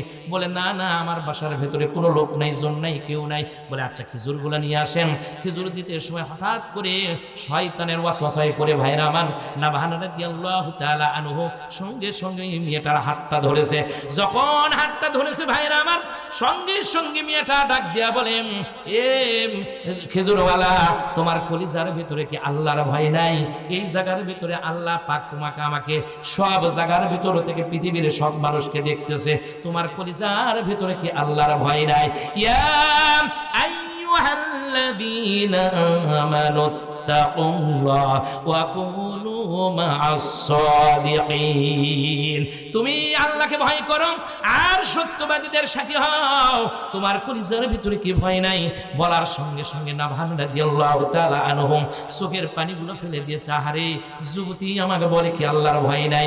শয়তান তখন তার কাছ থেকে মনে হয় দূরে চলে গেছে, আর ডেকে ডেকে বলে, হায় সর্বনাশ করেছে, আস্তাগফিরুল্লাহ আস্তাগফিরুল্লাহ আস্তাগফিরুল্লাহ। এই বলে বলে চোখের থেকে পানিগুলো ছাড়তে ছাড়তে কোথায় তার খেজুরের ডালা ভাই সব নিক্ষেপ করে দিয়ে বিশ্ব নবী জনাবে মুহাম্মদুর রাসূলুল্লাহ সাল্লাল্লাহু আলাইহি ওয়াসাল্লামের কাছে চলে গেলেন। আর পয়গম্বরের কাছে যে ডাক দেয়া বলি, ইয়া রাসূলুল্লাহ, ইয়া হাবিবাল্লাহ, আমি তো এই কাজটা করেছি। পয়গম্বর আগে জিজ্ঞাসা করলেন, এ নাবাহান রে, তোর চোখের ভিতরে পানি কেন? এই অবস্থার মধ্যে তুমি কেন আসো? ডাক দেয়া বলে, পয়গম্বর আমি এই কাজটা করেছি। আল্লাহর নবী ডাক দেয়া বলেন, ওই সাহাবীকে আমি যুদ্ধের ময়দানে পাঠিয়ে দিয়েছি, আর এই অবস্থার ভেতরে তুমি আজকে সুযোগটা নিয়ে নিলা। যাও যাও, বড় বিশাল বড় অপরাধ তুমি করে ফেলছো, এখান থেকে চলে যাও। নাবাহান রাদিয়াল্লাহু তাআলা যখন নবী বলছেন এখান থেকে চলে যাও, সঙ্গে সঙ্গে ওখান থেকে তিনি বের হয়ে চলে গেলেন কাঁদতে কাঁদতে। পাহাড়ের উপরে কাঁদে ভাইরা আমার, একদিন নয়, 2 দিন নয়, 3 দিন নয়, 40 দিন পর্যন্ত পার হয়ে চলে গেছে। নাবাহান রাদিয়াল্লাহু তাআলা আনহু কান্দার ছাড়ে না। এমন টাইমে আল্লাহ পাক জিবরাইলের মাধ্যমে জানাইয়া দিলেন, ও জিবরাইল, তুমি তাড়াতাড়ি পয়গম্বরকে জানিয়ে দাও যে আল্লাহর রাসূলের নাবাহান কোথায়। যখন পয়গম্বর আসলেন, বলে নাবাহান কোথায়? আমি তো বলতে পারবো না। বলে আপনি তো নাবাহানের খবরও জানেন না। এই নাবাহান রাদিয়াল্লাহু তাআলা আনহু, তার কান্নাকাটিটা, তার তওবাটা আল্লাহর দরবারে এমন ভাবে কবুল হয়েছে, তার কবুলের কারণে আল্লাহ পাক তাকে মরে যাওয়ার সঙ্গে সঙ্গে জান্নাতুল ফেরদাউসের মেহমান বানায়া দিবে। পয়গম্বর সঙ্গে সঙ্গে সাহাবীকে ডাক দিয়ে বললেন, এ সাহাবীরা, আমার নাভান কোথায়? নাভানকে তোমরা তাড়াতাড়ি জলদি করে তোমরা তাড়াতাড়ি করে নাভানকে তোমরা একত্রিত করো। সাহাবাইকে আমরা নাভানকে খুঁজে বের করলেন। বের করার পর ভাইরা আমার নাভানের চেহারার দিকে তাকায় দেখে নাভান একেবারে শুকিয়ে গেছে, তার শরীরটা একেবারে নার্ভাস হয়ে গেছে। ডাক দেয়া বলে, নাভান রে, আল্লাহ পাক তোমার তওবাটা কবুল করেছে, শুধু তওবা কবুলই করে নাই, তোমার জন্য সুন্দর সুনিকেতন জান্নাতুল ফিরদাউসের মেহমান আল্লাহ পাক বানাইছে। নাভান রাদিয়াল্লাহু তাআলা আনহু খুশিতে আত্মহারা হয়ে ডাক দেয়া বলে, পয়গম্বর, আমার মতো পাপীর জন্য তওবার দরজা যখন এখনো খোলা আছে, ও পয়গম্বর, আমার বাসার ভেতরে অল্প একটু জমি আছে, আমি আপনার কদম মোবারকের কাছে আজকে এই জমিটাকে আপনি আপনার কদম মোবারকে দান করে দিলাম। তওবা যখন আল্লাহ কবুল করছে, খালি তওবাই ছুটলাম না, আজকে এই জায়গার ভিতরে এই মুহূর্তে জমি আছে, খেজুর গাছ আছে, খেজুরগুলাও ধরছে, এক খেজুরে তো হাত দেব না, সব দান করে দিলাম। জোরে কোন সুবহানাল্লাহ। চিন্তা করছেন, খেজুরের বাগান সহ তওবা করার কারণে আল্লাহ পাক কবুল করে নিলেন, তিনি দান করে দিলেন। এখন আমার প্রশ্ন হলো, যদি খেজুরের বাগান দেয়, তওবার সংবাদ পায়, আমাদের গুনাহ মাফ আছে? আমরা জানছি? জানি নাই। জানার কারণে ওনারা জানছে, দান করে দিয়েছে, তা আমাদের কি দান করার দরকার আছে না? নাই, আছে। যদি তাই হয়, এই জন্য এই ঘটনাটা বললাম, তাছাড়া আপনাদের কষ্ট দিতাম না। যদি বুঝতে পারেন আমার অবস্থা যে তওবা না কবুল হয়ে গেছে, খুশিতেই দিয়ে দিয়েছে, আর আমরা তো জানি না, তাহলে আমাদের দান করার দরকার আছে না? আছে। তাড়াতাড়ি জলদি করে, কার পকেটে কত টাকা আছে, 1000, 2000, 5000, 10000, যে যা পারেন মসজিদের জন্য তাড়াতাড়ি টাকা দেন। আলহামদুলিল্লাহ, বলার সাথে সাথে ভাই নিয়ে আসছে। বাপ মার জন্য কি? নবীন আলী, আজহার আলহাজ নবীন আলী, তিনি 5000 টাকা চলে করেন মারহাবা। বাপ মার জন্য দোয়া চাইছে, আল্লাহ পাক যেন এই 5000 টাকার বিনিময়ে আল্লাহ পাক যেন তার আব্বা আমার কবরটা জান্নাতের টুকরায় পরিণত করে দেয়। আমরা বলি আল্লাহুম্মা আমিন, লিল্লাহি তাকবীর। 5000 টাকা চলে করেন মারহাবা। প্রিয় ভাইরা আমার,